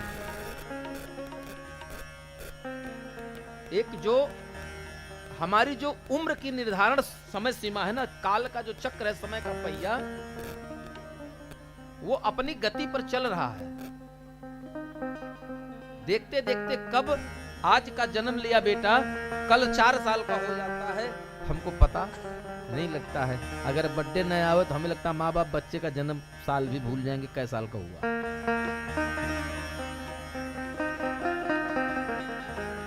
तो काल माने समय, समय रूपी क्या है? ब्याल। ब्याल माने होता है सर्प। तो ब्याल कहते कौन से सांप को है? जो छोटका ना, तो ब्याल कौन सा? जो खाता नहीं है, सीधे निगल जाता है। ब्याल कौन? माने अजगर। अजगर खाता नहीं है, अजगर सीधे निगल जाता है। तो बोले काल ब्याल। काल यानी समय रूपी बहुत बड़ा अजगर है। उस अजगर के कहां बैठे हैं हम लोग? गाल यानी उसके मुख में बैठे हैं। समय रूपी अजगर के मुख में बैठा यह जो जीव है, नित्य प्रति मृत्यु के भय से भयभीत है, दुखी है, त्रासित हो रहा है, दुख पा रहा है, त्रास। तो उस सर्प के मुख में बैठने का मृत्यु के पल पल भय को त्रास माने निर्णास, इस दुख को हटाने का, निर्णास मतलब निवारण, निवारण करने के हेतु श्रीमद् भागवतम शास्त्रम। ये सूत जी कह रहे हैं क्या? श्रीमद् भागवतम शास्त्रम कलो कीरेण भाषितम। श्रीमद् भागवतम शास्त्रम एक पुस्तक, एक ग्रंथ दिया। किसने? बड़ा सुंदर सा ग्रंथ था, भगवान का वांगमय अवतार। तो बोले कलयुग के विशेष प्रभाव के, जो कलयुग रूपी काल रूपी सर्प है, उस सर्प के मुख में नित्य प्रति पल पल मृत्यु की तरफ जा रहे जीव के दुख का विनाश करने वाला, अर्थात पुनरपि जन्मम पुनरपि मरणम पुनरपि जननी जठरे शयनम, इससे मुक्त कराने के लिए एक बड़ी सुंदर सी दवाई दिया, एक बड़ा सुंदर सा अमृत दिया संसार को। किसने? कलो कीरेण भाषितम। कीरेण माने सुग्गा, तोता। तो तोता कौन है? सुखदेव जी महाराज। बोले सुखदेव जी महाराज ने इस कलयुग के विशेष प्रभाव को विशेषतः नाश करने के लिए एक ग्रंथ को दिया। बोले कौन सा? बोले श्रीमद् भागवतम शास्त्रम। बोले श्रीमद् भागवतम महापुराण की जय। ये करती क्या है? 7 जन्म आगे और 7 पीछे। आज जिंदा हैं, अगर हमने संपूर्ण 18,000 श्लोक की भागवत का श्रवण कर लिया तो मान के चलिए कि आप अकेले नहीं तरे महाराज, पिछऊ वाले के ले गई अब आगहू वाले के। 7 जो चले गए और 7 जो आने वाले हैं वो सब पार हो जाएंगे। बोले अच्छा ऐसी कथा? बोले हाँ। क्यों? क्योंकि अमृत है हरि नाम जगत में, इसे छोड़ विषय विष पीना का, हरि नाम नहीं तो जीना का,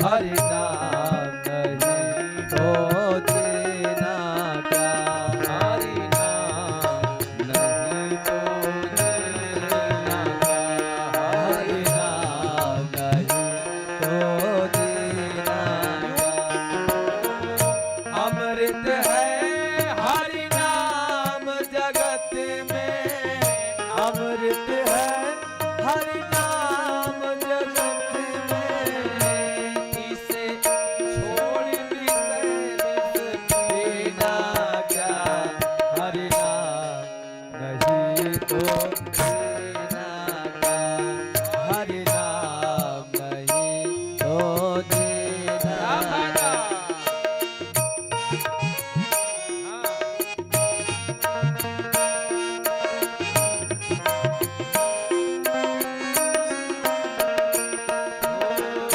काल सदा अपने रस डोले, ना जाने कब सिर चढ़े बोले, ना जाने कब सिर चढ़े बोले, काल जाने कब सिर चढ़े बोले।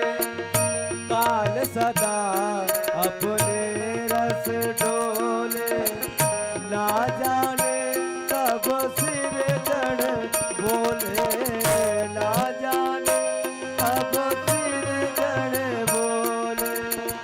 हरि का नाम जपो निस्वासर, हरि का नाम जपो निस्वासर, इसमें परस महीना क्या, हरि नाम नहीं तो जीना क्या, हरि नाम नहीं तो जीना क्या, हरि नाम नहीं तो जीना क्या, हरि नाम नहीं तो जीना क्या।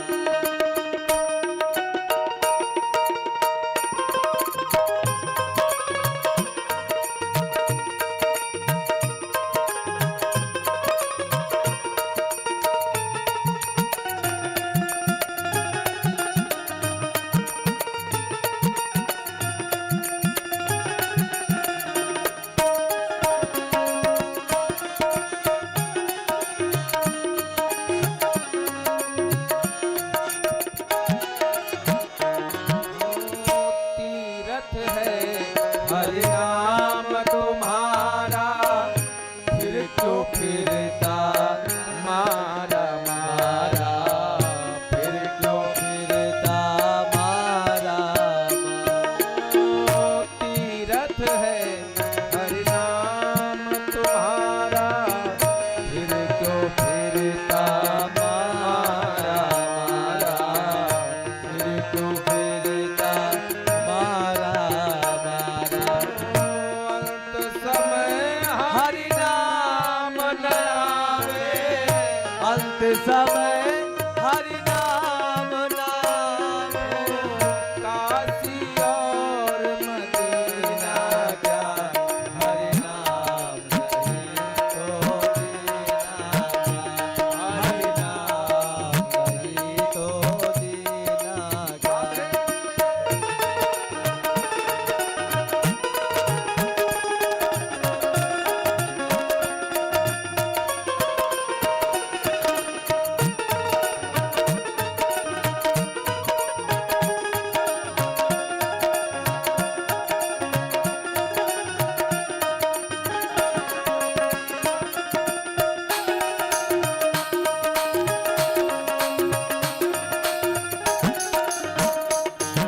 भूषण से सब अंग सजावे, रसना पर हरि नाम न आवे, रसना पर हरि नाम न आवे। भूषण से सब अंग सजावे, रसना पर हरि नाम न आवे, रसना पर हरि नाम न आवे, रसना पर हरि नाम न आवे। देह पड़ी रह जाए यहाँ पर, देह पड़े रह जाए यहीं पर, देह पड़ी रह जाए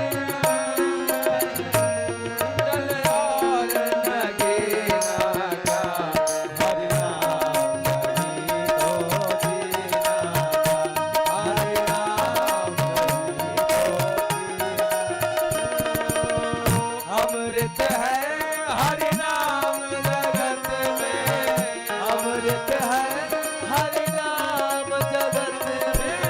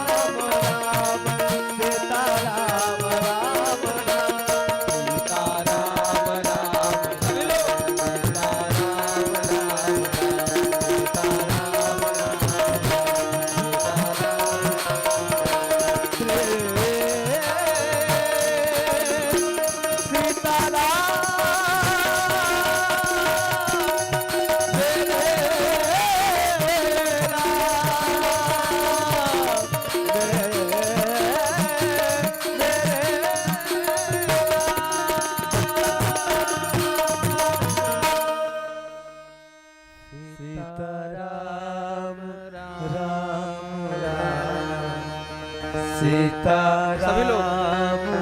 राम राम गा लीजिए। राधे श्याम श्याम श्याम राधे श्याम श्याम श्याम। क्योंकि कल युग के नाम आधारा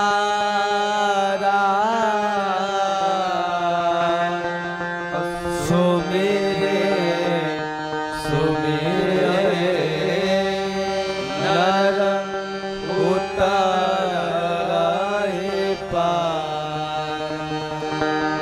हो गए भव से पार लेकर नाम तेरा। एक ही आसरा है कलयुग में, क्या? भगवान का नाम। एक आधार राम गुण गाना, बस। तो यहां प्रश्न उठता है कि सूत जी जब कथा प्रारंभ किए तो कौन सी कथा सुनाए, और कथा प्रारंभ करने के पहले उन्होंने कहा क्या? कथा आरंभ करने के पहले सूत जी ने एक बात कहा, ठीक है हम कथा तो प्रारंभ कर रहे हैं, क्योंकि सूत जी पहले भी कथा सुन चुके हैं कि भगवान शंकर कथा सुनने गए थे माता सती के साथ, लेकिन उन्होंने एक बात नहीं कही। क्या? जो बात माता पार्वती से कही, सावधान सुन सुमुख सयानी। बोला सब तो कहा कि ठीक है कथा सुनना है चलो, लेकिन एक बात नहीं कहा, सावधान रहना, ये बात नहीं कहा था। जागते रहना नगर में चोर आए, यह बात नहीं कही और भ्रम में पड़ गई। तो सूत जी कथा सुना रहे हैं, लेकिन सुनाने के पहले ही उन्होंने कहा कि हम कथा सुना रहे हैं। कौन सी कथा? वो कथा जो हमारे पूज्यपाद गुरुदेव ने हमको सुनाई, मनमुखी नहीं, जो गुरु शिष्य आचार्य परंपरा से चलते चली आ रही है, वो कथा मैं आपको सुना रहा हूं। इसीलिए हम लोग कहते हैं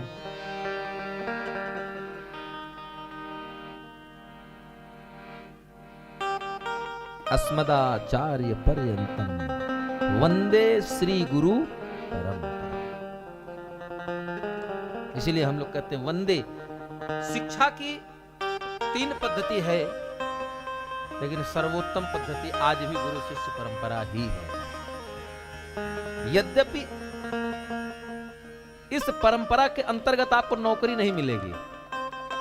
यहां से चलेंगे अगर गुरु शिष्य परंपरा से तो नौकरी नहीं मिलेगी, लेकिन नौकरी से कहीं ज्यादा मिलता है। जानते हैं क्यों? यहां करेंगे तो नौकरी मिलेगी नहीं। तो किसी ने कहा, आज सुबह हम टीवी देख रहे थे मनोज भैया, सुबह कल तो बड़ा कोई पिक्चर आ रही थी, गौरी लगाई थी, तो उसमें आया तो उसने कहा कि मैं तुमको नौकरी से निकाल रहा हूं। तो उसने कहा तुम मुझे को नौकरी से क्या निकालेगा बे, मैं तुझे व्यास पद से निकाल रहा हूं, तुझे अपने मतलब बोस पद से हटा रहा हूं, अपना मालिक से हटा रहा हूं, तुमको मालिक की नौकरी से रिजाइन करवा रहा हूं, तू मुझे क्या निकालेगा। तो यहां नौकरी अगर गुरु शिष्य परंपरा से पढ़ेंगे तो नौकरी मिलेगी नहीं। तो भक्त कहता है मिलेगी कि नहीं मिलेगी वो बात का विषय, नौकरी करेगा कौन? हमको नौकरी चाहिए नहीं करेगी, क्योंकि यहां आने के बाद हजारों रंग के मोती एक से एक बढ़ आला, उठा लो, किसी का डर नहीं, कुछ भी उठा लो जिसका जी चाहे। यहां आ जाएंगे ना तो गुरु शिष्य परंपरा से पढ़ करके जितने बड़े बड़े चाहे संगीतकार हुए, चाहे जितने बड़े बड़े साहित्यकार हुए, या वो जिनकी लिखी हुई किताबों का एक एक शब्द लेकर आज पीएचडी हो रही है, व्यास जी, सुखदेव जी, सूत जी, आदि गुरु शंकराचार्य जी, ये लोग किसी पाठशाला के पढ़े नहीं, किसी इंस्टीट्यूट के पढ़ने नहीं वाले हैं, ये सब गुरु शिष्य आचार्य परंपरा से पढ़े हैं। इनका नाम जगत लेता है, ये जगत में पूज्य हो गए, और जो नौकरी लिए वो खाली नौकरे बनकर रह गए। बोलिए राधे। शिक्षा की प्रणाली में गुरु शिष्य परंपरा आज की डेट में सबसे पीछे है। उसके बाद हमारे यहाँ की प्रणाली चली, बाद में कुछ दिन पहले और बदल गई, मैकाले वाली आ गई, अब तो एकदम में मटिया मेट हो गया। क्योंकि इसीलिए गोस्वामी तुलसीदास उत्तरकांड में लिखे हैं मातु पिता बालक न बोलावे, मात पिता बालक न बोलावे, उदर भर सोई धर्म सिखावे, उदर भर सोई धर्म सिखावे, उदर भर सोई धर्म सिखावे, उदर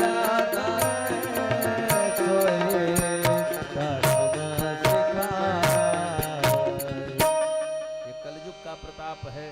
उदर भर सोई धर्म सिखावे। आजकल माता पिता कलयुग में वही पढ़ाई भी पढ़ा रहे हैं, बेटा हाई स्कूल पढ़े, बाद में पहले पैसा कमाए शुरू कर दे।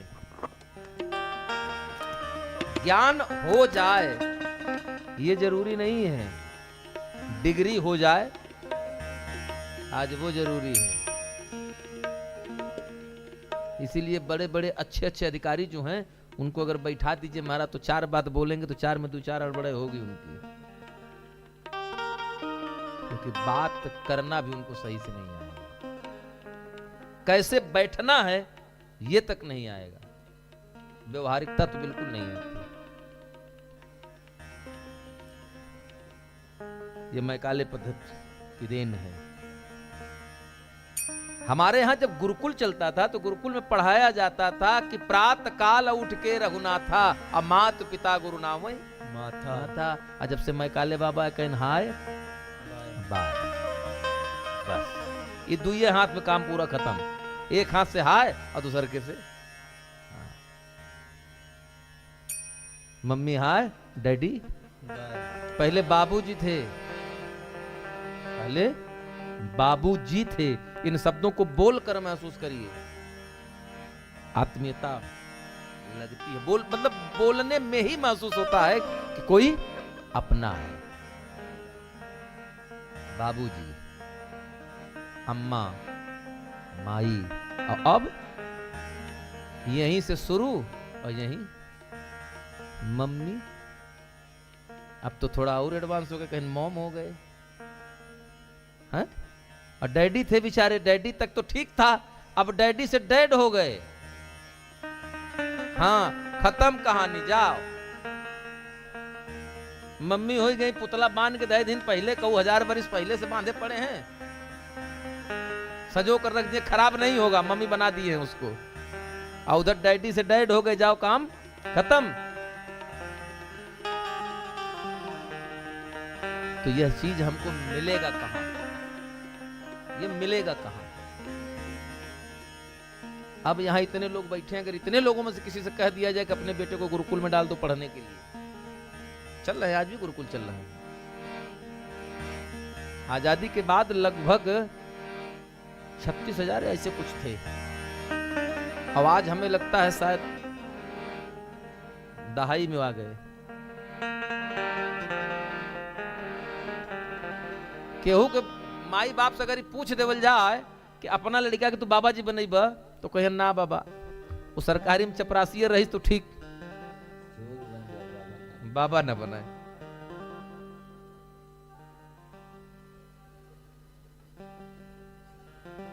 इतने लोग बैठे, कोई चाहता है कि हमारा लड़का बाबा बने? ईमानदारी से दिल पे हाथ रख के कहिए, कोई नहीं चाहता, कोई नहीं चाहता। हाँ, सब चाहते हैं कि ध्रुव पैदा हो, लेकिन हमारे घर में ना हो, पड़ोसी घर में चला जाए, हमारे घर में ना हो ना।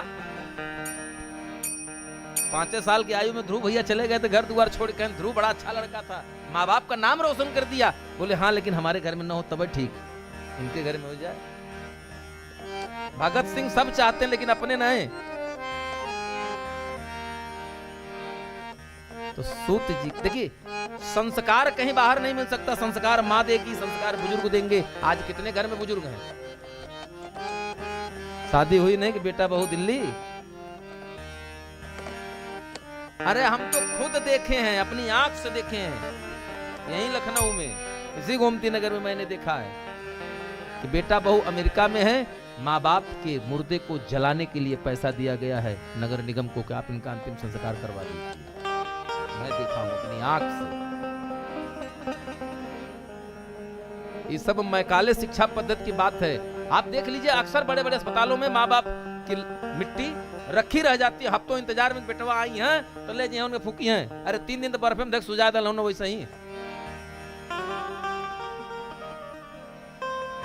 ये शिक्षा किसी काम की नहीं है।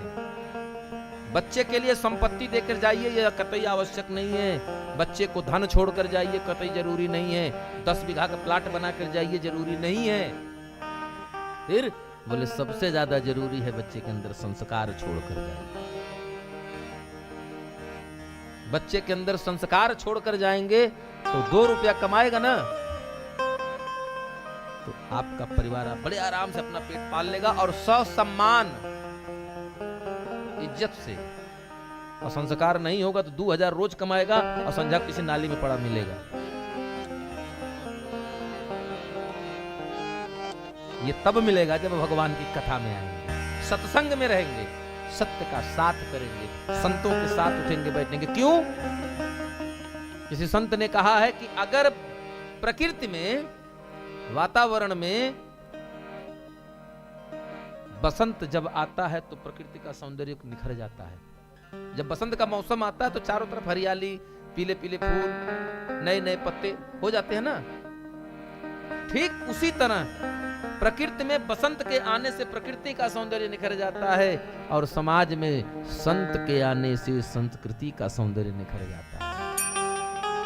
तो सत्संग की बड़ी महिमा है और वही सत्संग की महिमा को बताते हुए हमारे पूज्यपाद श्री सुखदेव जी प्रातः स्मरणी कहते हैं, सूत जी महाराज की, हे सौनकादिक ऋषियों, मैं कथा तो कह रहा हूं लेकिन सुनना कैसे है?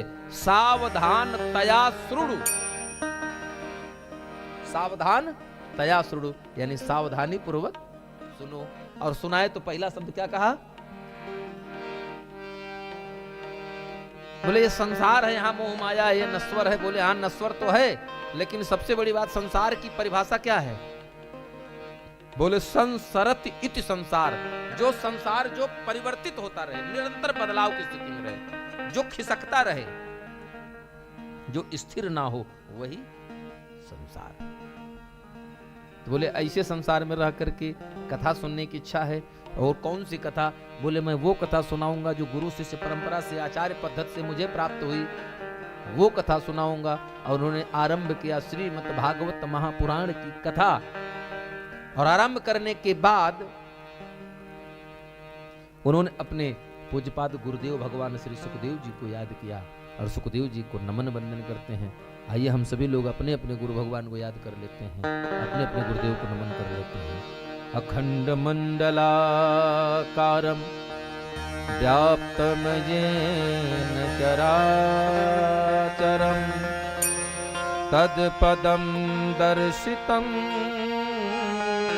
येन तस्मै श्री गुरुवे नमः। तस्मै श्री गुरुवे नमः। बोलिए सद्गुरुदेव भगवान की जय। और उन्होंने कथा आरंभ किया। प्रथम कथा आरंभ किया तो उन्होंने छूटते ही बताया, क्या बताया?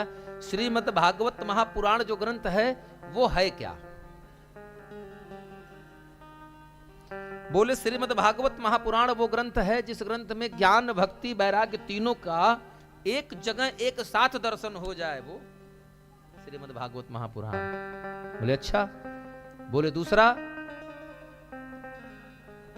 श्रीमद् भागवतम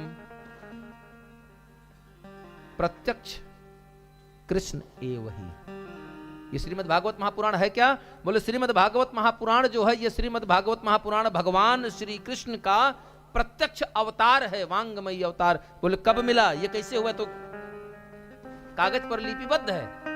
बोले वो लिखा लिपिबद्ध है लेकिन वो भगवान का अवतार है। बोले कैसे? बोले जब द्वापर के अंत में भगवान, द्वापर संपूर्ण प्राप्त, जब भगवान जाने लगे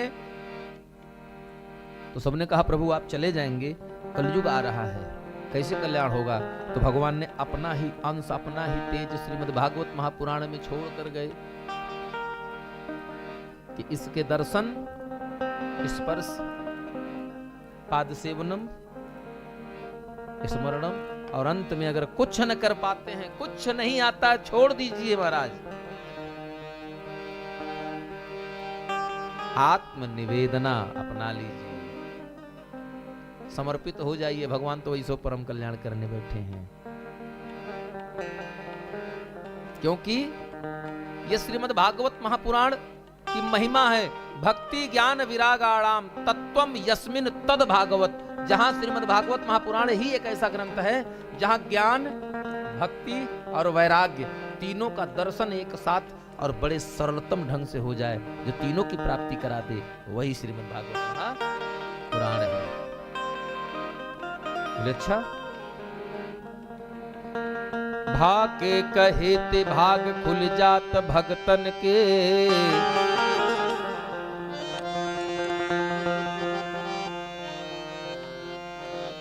भाग के कहे भाग खुल जात भगतन के, और गा के कहे ते गुमान होत विष्णु भगतन में।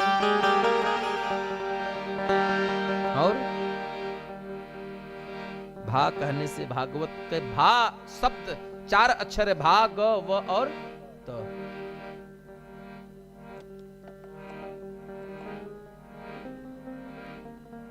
भा के कहे ते भाग खुल जात, और गा के कहे ते गुमान मिट जात है। वा के कहे वर्ण होत विष्णु भगतन में, और ता के कहे से भव सिंधु तरी जात है। भा के कहे ते भाग खुल जात है, वा के कहे ग के कहे ते गुमान मिट जात है, वा के कहे वर्ण होत विष्णु भक्तन में, अता के कहे भव सिंधु तरी जात है। भाष्यते सर्व वेदेषु गीयते नारदादिभिः, वदन्ति त्रिषु लोकेषु तरन्ति भव सागर। हे सौनकादि ऋषियों, भाष्यते सर्व वेदेषु, जिसकी महिमा समस्त वेदों में गाई गई हो, क्योंकि ये क्या है? पंचम वेद निराला। वेद नहीं है, पंचम वेद, वो भी कैसा? निराला है। बोले समस्त वेद जिसकी महिमा गाएं। गीयते नारदादि भी, जितने भी सप्तऋषि, जितने बड़े बड़े संत महात्मा, अमलात्मा विमलात्मा हुए, सबने इसकी महिमा को गाया। तीसरा, वदन्ति त्रिषु लोकेषु, इसकी महिमा का बखान तीनों लोक कर रहा है। और सबसे बड़ी बात क्या? बोले तरन्ति भव सागरा, बोले भव सागर से तर जाता है। बोलिए राधे। इसके पश्चात यहां से कहते हैं, सूत जी कथा सुना रहे हैं, कह रहे हैं कि हे सौनकादि ऋषियों, जिस समय पूज्यपाद सूत जी कथा सुना रहे सौनकादि ऋषियों ने तो भागवत का वर्णन करना प्रारंभ किया, तो पहली बात तो यह बताए कि है क्या, क्योंकि जाने बिनु न होय प्रतीति, और बिन प्रतीति होय न प्रीति। जब तक आप किसी के बारे में जानेंगे नहीं, तब तक उसके बारे में प्रेम नहीं हो सकता, आपके लगाव नहीं होगा, अपनापन नहीं होगा। बोले फिर, बोले हे शौनकादिक ऋषियों, जानता वही है जिसको स्वयं वो जनाना चाहते हैं। तो बता रहे, कह रहे हैं, श्रीमद् भागवत महापुराण का जो ग्रंथ है, इसमें 12 स्कंद यानी 12 स्कंद हैं, और 12 स्कंद जो है, हर स्कंद में सत्य, दया, तपस्या, शौच, तितिक्षा, उचित अनुचित का विचार, मन की संयमता, इंद्रियों पर संयम, अहिंसा, ब्रह्मचर्य, आत्मसमर्पण, समदर्शी, त्याग, स्वाध्याय, सरलता, ये सब 12 अधिकार है। जो 12 अधिकार है वही 12 स्कंद हुए श्रीमद् भागवत महापुराण के। और इसमें 29 धर्म के साधन बताए गए। धर्म के एक दो साधन नहीं कि धर्म करना कैसे करें। बोले धर्म करना है तो कैसे करें? इन सब मार्गों से चलते हुए कर सकते हैं। समदर्शी, त्याग, स्वाध्याय, संत सेवा, भोग से निवृत्ति, मद का त्याग, मौन, आत्मचिंतन, भगवान के प्रति समर्पण, ये सब धर्म के मार्ग हैं। और जिनमें से तो भक्ति के 9 मार्ग भगवान ने स्वयं ही बताए हैं। नवधा भक्ति। इसके पश्चात सूत जी कहते हैं कि हे शौनकादिक ऋषियों, जिस समय राजा परीक्षित को श्राप लगा, तब तक शौनकादिक ऋषि बोले प्रभु एक चीज बताइए, कथा तो हमको आप सुना रहे हैं वो वाले जो सुखदेव जी ने सुनाई थी महाराज को, तो बीच में दूसरी कहां से आ रही है? बोले दूसरी इसलिए आ रही है कि हम भी तो जाने कि तुम कथा सुनना चाहते हो कि हमारी परीक्षा लेना चाहते हो।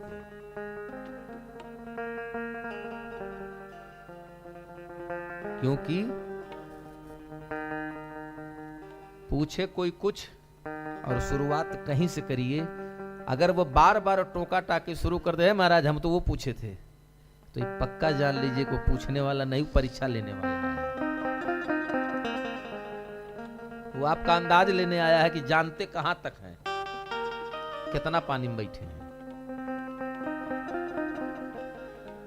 और दूसरी बात जो मुख्य है, बोले ये जो कथा आपको सुनाई ये अलग की नहीं है, ये पौराणिक की कथा है और इसको महात्म्य में इसलिए सुनाया जाता है कि बिनु जाने बिनु न हो ये प्रतीति।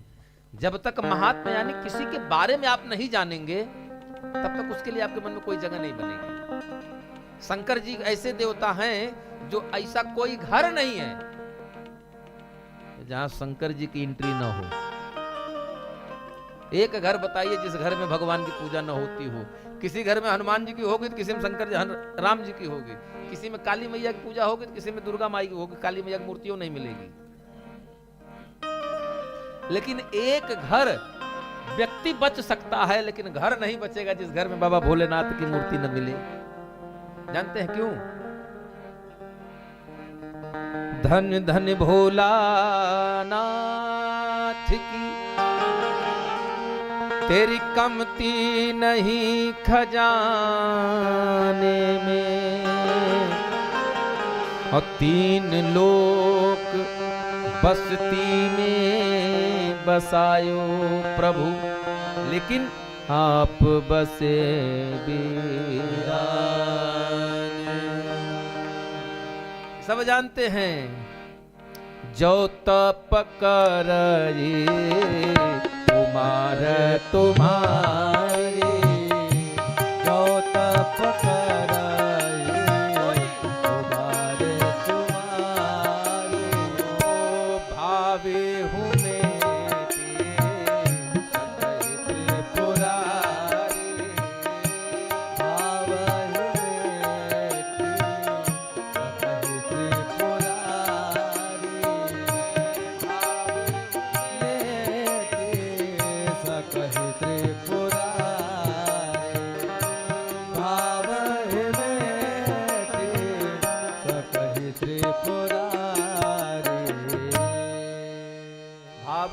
सकें त्रिपुरारी।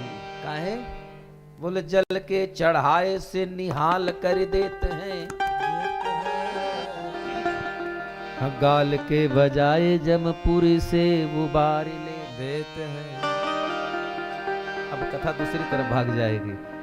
बस इतना जानिए, जल के चढ़ाए थे निहाल कर देते हैं, गाल के बजाए थे जमपुरी से उबार ले। इतना सरल माने वाला देवता कोई जल्दी है हुए?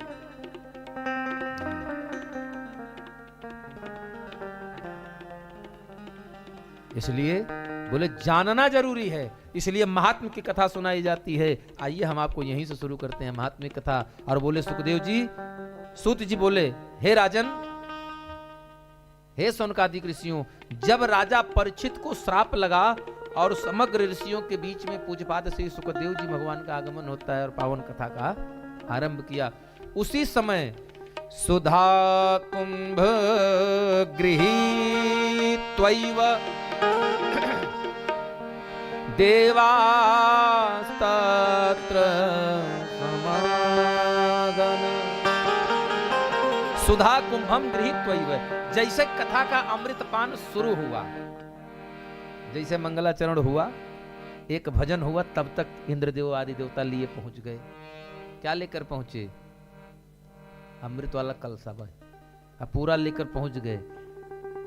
सुखदेव जी दूर से देखे, अरे ये वही देवता है जो बुलाने पर जल्दी नहीं आते हैं, बड़ा भाव खाते हैं, आज बिना बुलाए मृत्युलोक में। तब तक थोड़ा करीब आए तो पीछे से धन्वंतरी जी जब सामने आ गए तो उन्होंने देखा कि उनके हाथ में कलश, तो बोले ये अमृत भी लेकर आए हैं। आए, गुरु जी को प्रणाम किया, महाराज जी दंडवत। ठीक, दंडवत दंडवत। मानव थे तो महाराज ने भी प्रणाम किया, देवतराज। अभिवादन हुआ, उन्होंने कहा कहिए कैसे आगमन हुआ?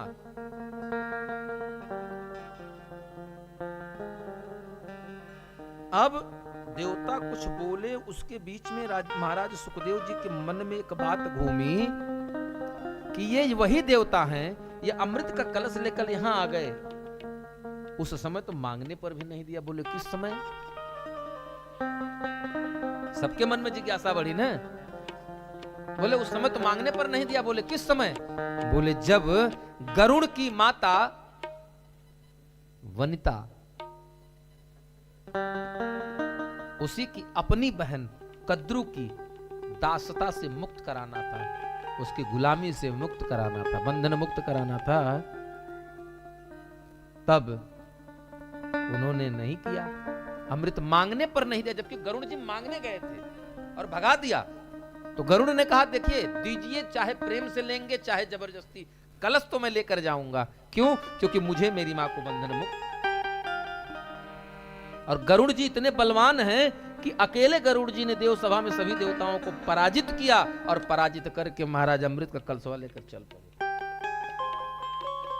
तो सारे देवता मार खाए, लुटे पिटे से गुरु बृहस्पति को आगे करके खड़े हो गए। बोले गरुड़, अगर तुम ये अमृत का कलश ले जाकर कद्रू को दे दोगे, और कद्रू की संतान है सांप, बोले अगर ये अमृत पा जाएंगे तो इस सकल सृष्टि में ब्रह्मा सृष्टि बनाते बनाते थक जाएंगे, लेकिन नजर आएंगे कौन? सिर्फ सांप है सांप। बोले इसलिए ऐसा मत करो। बोले वो सांप बचे चाहे न बचे, हमसे मतलब सिर्फ एक बात से है, आज अभी मुझे मेरी मां को बंधन मुक्त करना है।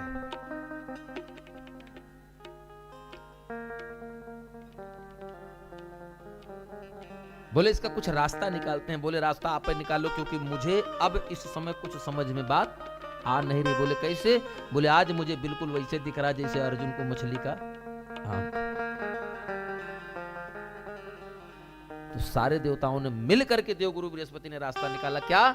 बोले मार्ग ये निकला कि इस अमृत को कलश को ले जाकर के आप वनिता की हाथ से कद्रू के हाथ पे रखवाना, और उसी समय जैसे वो ये कहेगी कि हमने तुमको दासत्व से मुक्त किया, उसी समय देवता प्रकट होंगे और अमृत का कलश लेकर भाग जाएंगे।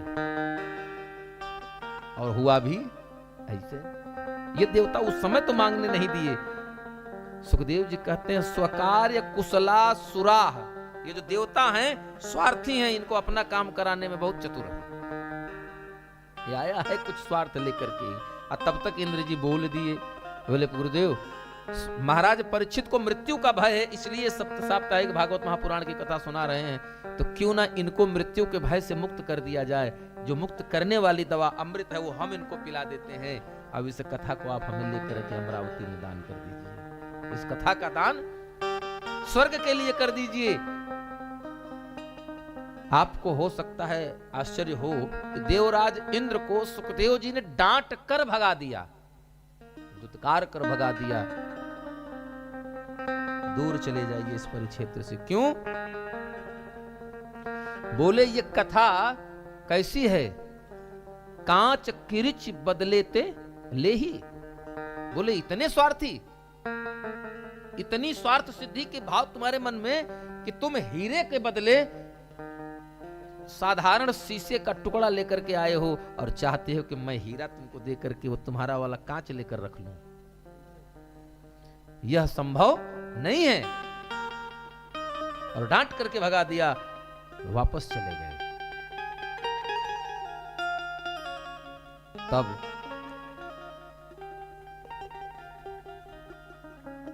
क्योंकि गुरुजी ने पूछा, सुखदेव जी ने से राजा परीक्षित ने, कि आपने देवता आए थे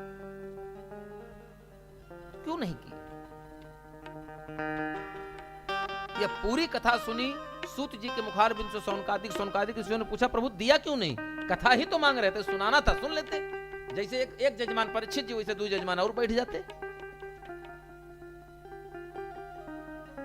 अच्छा सोचिए, मिश्रा जी ने कथा का आयोजन किया तो मिश्रा जी तो सुन ही रहे हैं, अब इनके साथ में और लोग सुने या ना सुने, उसमें इनका क्या लाभ और इनका क्या नुकसान?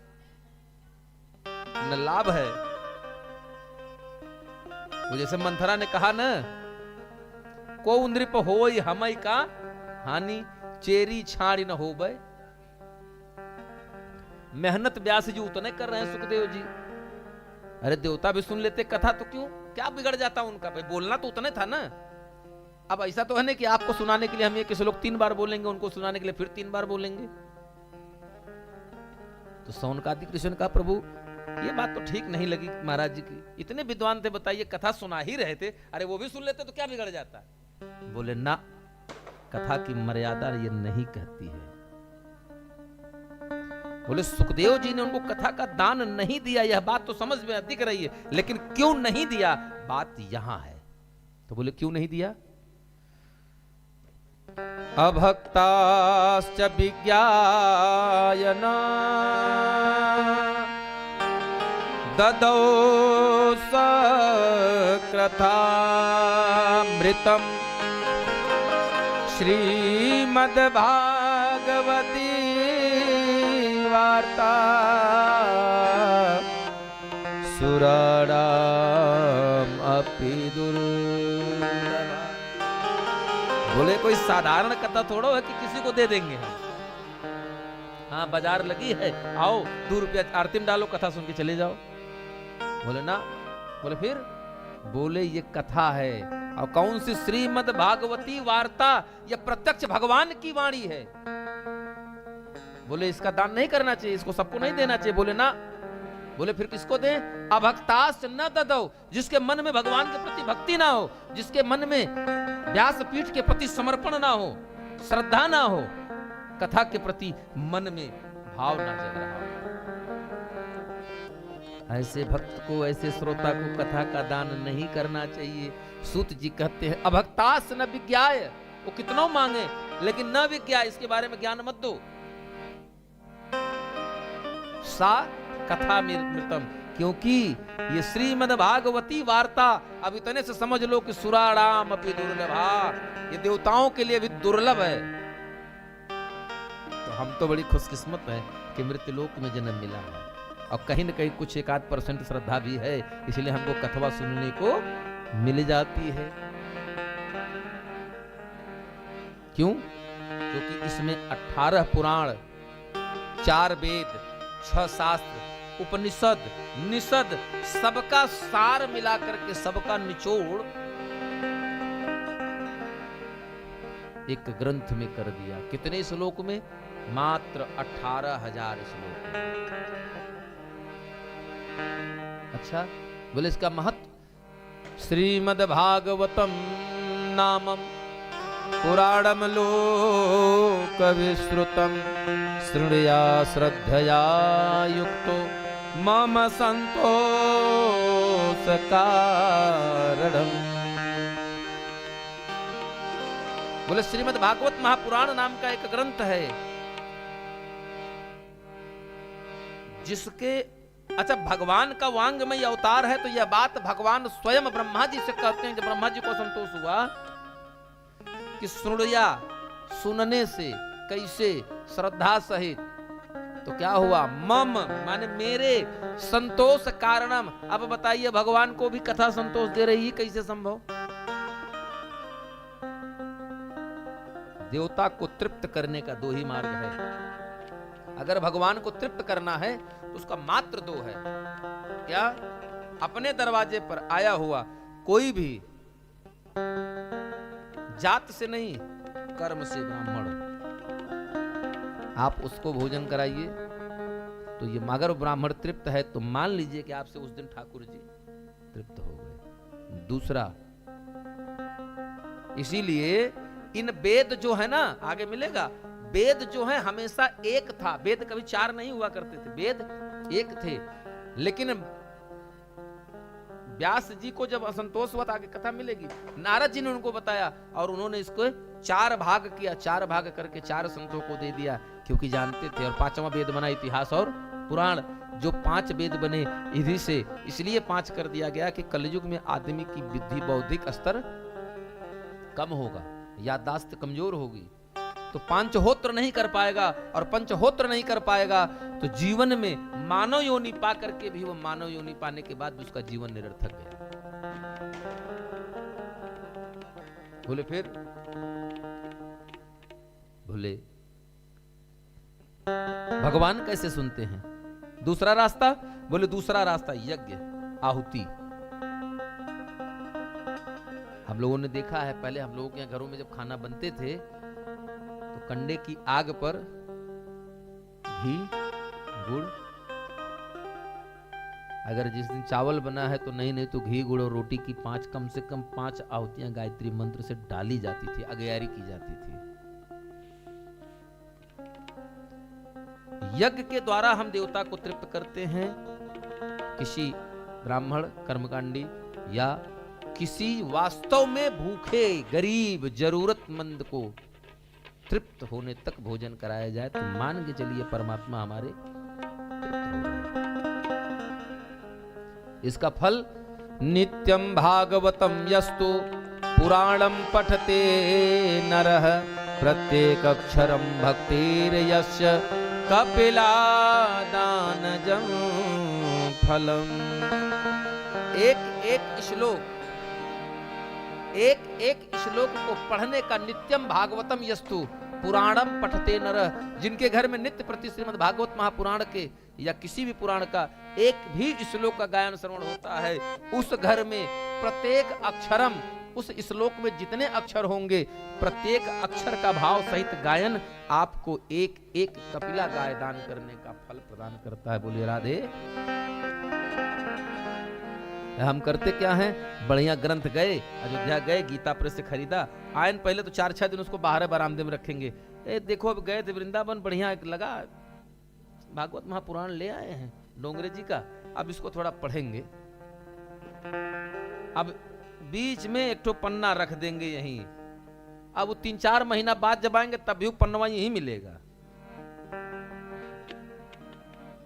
कहा है कि जो आया वो समझे हे आजकल शास्त्र पढ़ रहे हैं, अध्ययनरत हैं, लेकिन जब वास्तव में पूछा जाए तो जहां से चले थे घूमकर वहीं खड़े हैं। चले नहीं, हाँ वहीं गियर बदले पड़े हैं, एक्सीलेटर कसे पड़े हैं, लेकिन समझे कि पूरी दुनिया घूम के चले आए, लेकिन जब आंख नशा उतरा तो जहां से चले थे वहीं खड़े हैं। जीवन में काम करिए, दिखाने के लिए नहीं, काम करना है तो करिए, क्योंकि ये जीवन है ना, जीवन खत्म हुआ तो जीने का ढंग आया, जीवन खत्म हुआ जीने का ढंग आया, जीवन खत्म हुआ हो, जीवन खत्म हुआ तो जीने का ढंग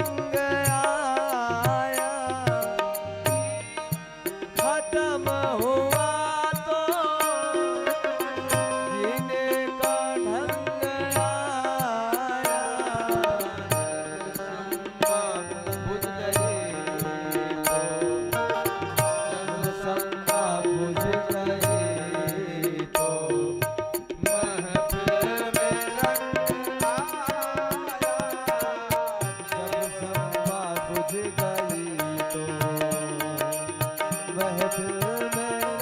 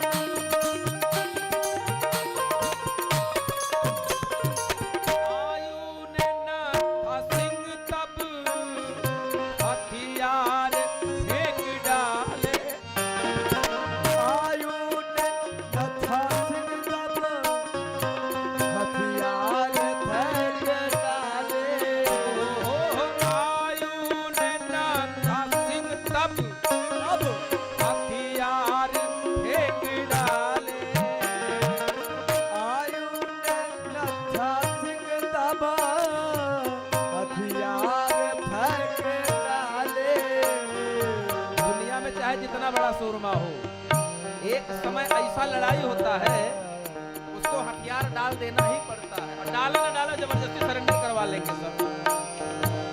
हाँ, आप बंदूक निकालेंगे तो तोप लिए खड़े हैं, चलाओ। अब रास्ता कहाँ, बोले एक ही रास्ता है कि हम तुम्हारे हैं भैया, बस समर्पित हो जाओ। कब? ओ यमराज फौज लेकर, यमराज फौज लेकर करने को जंग आया, यमराज फौज लेकर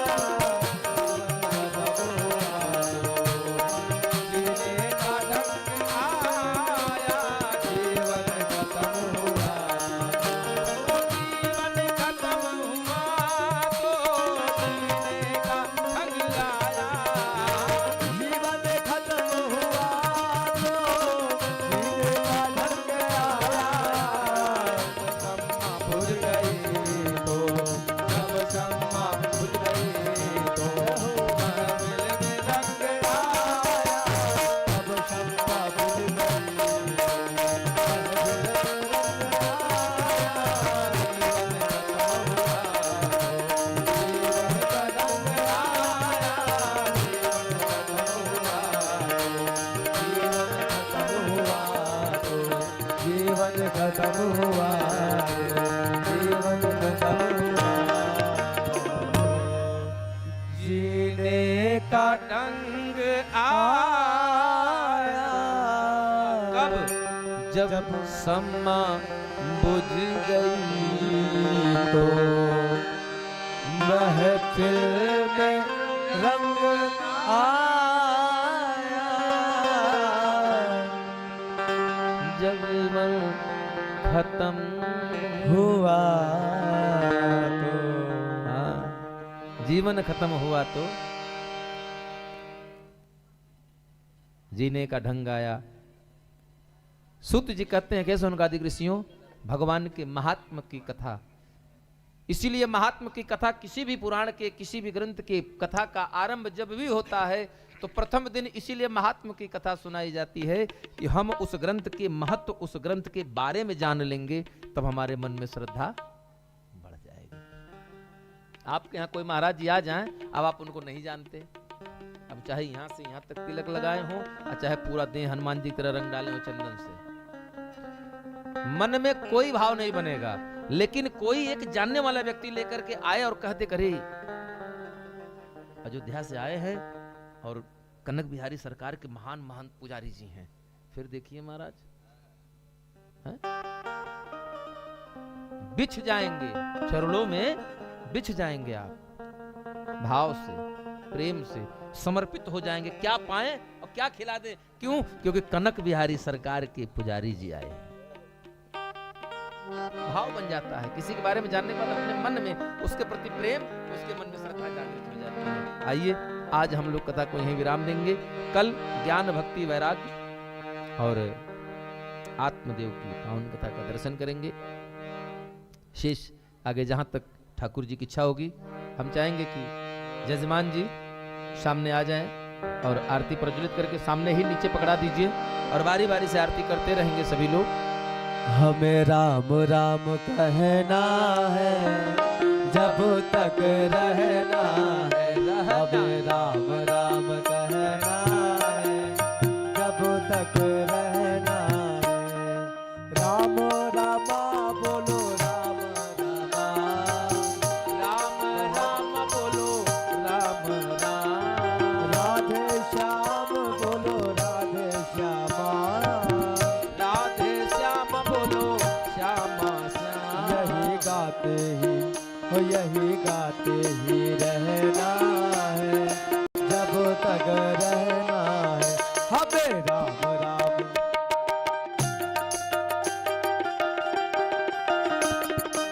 सभी लोग यथास्थान खड़े हो जाइए, सभी लोग बढ़ा दो गला गला, सभी लोग गाइए राम रामा बोलो राम रामा, राम रामा कृष्णा कृष्णा बोलो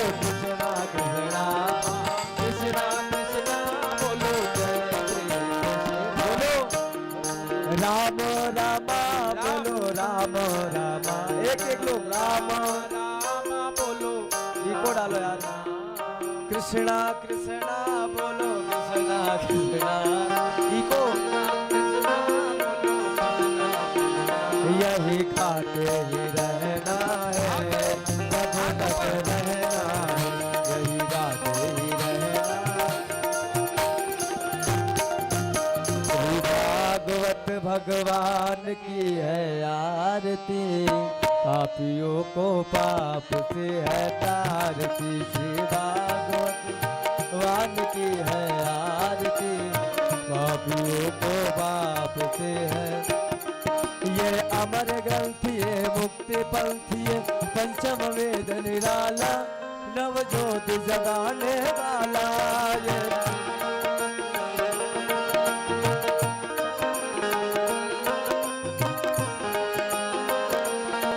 हरि नाम यही हरि नाम यही हरि नाम यही हरि नाम यही हरि जग के मंगल की आरती पापियों को पाप से है तारती। श्री भागवत भगवान की है आरती पापियों ये शांति गीत पावन पुनीत पापों को मिटाने वाला हरि दर्श कराने वाला।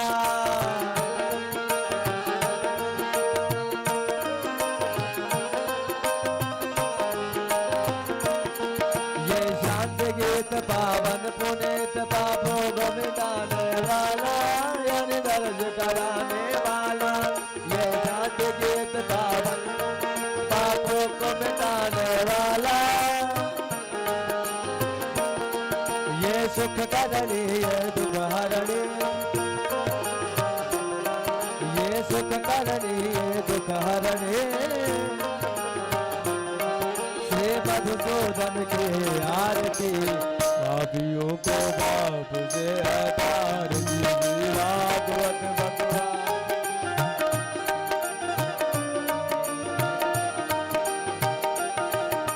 मधुर बोल भव पंथ खोल सन मार्ग बताने वाला बिगड़े को बनाने वाला।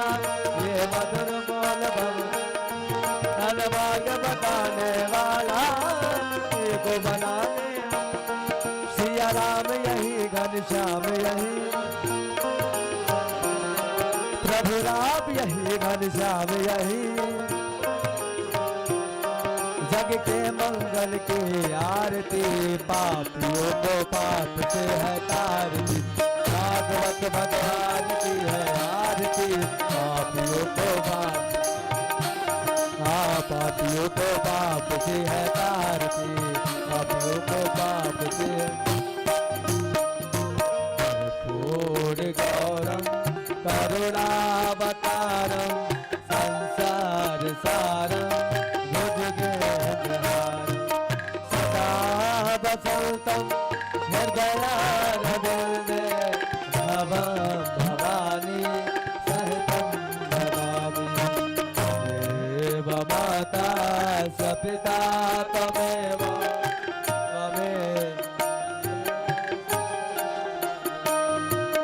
त्वमेव विद्या प्रवीणा त्वमेव त्वमेव सर्वं देव देवा गुरुर्ब्रह्मा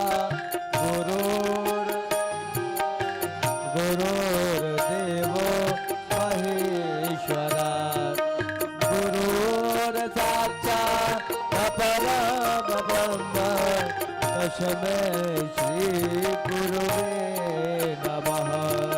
हरे राम राम राम हरे हरे हरे कृष्ण कृष्ण हरे हरे हरे राम राम राम हरे हरे हरे कृष्ण कृष्ण हरे हरे राम हरे राम राम राम हरे हरे हरे कृष्ण कृष्ण कृष्ण हरे हरे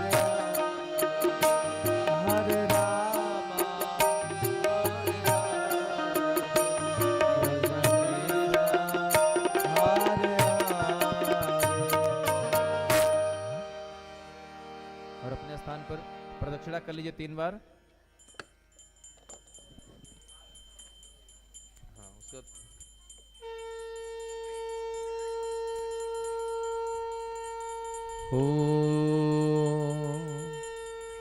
जानिका निज पापानि जन्मांतरकृतानि च तानि सर्वाणि नश्यन्तु प्रदक्षिणायां पदे पदे जलेन शीतलीकरणं पुष्पैर्देवादिवन्दनं शीतले त्वं जगन्माता शीतले त्वं जगत्पिता शीतले त्वं जगद्धात्री शीतलायै नमो नमः।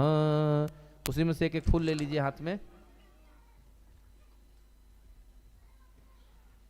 ओम जगेन, हाँ उसको रख के आरती हाथ में पुष्पांजलि कर लीजिए। थाली ले लीजिए महाराज जी, हाथ में पुष्प दे दीजिए। ओम जगेन जगमय जंति देवास्तानि धर्माणि प्रथमान्यासन्नहते हनाकं महिमान सचयंत्र यत्र पूर्वे साध्याः सन्ति देवाः नाना सुगंधि पुष्पाणि यथा कालोद्भवानि च पुष्पांजलिर्मया दत्त गृहाण परमेश्वर गृहाण जगदीश्वर गृहाण अखिलेश्वर। आप लोग चढ़ाकर प्रणाम कर लीजिए। पापोऽहं पाप कर्माहं पापात्मा पाप संभव त्राहि मां पुंडरीकाक्ष सर्व पाप हरो भव मंत्रहीनं क्रियाहीनं भक्तिहीनं सुरेश्वर यत्पूजितं मया देव परिपूर्णं तदस्व मे। अपराध सहस्राणि क्रियन्ते हर्निशं मया दासो अयं मां मत्वा क्षमस्व परमेश्वर।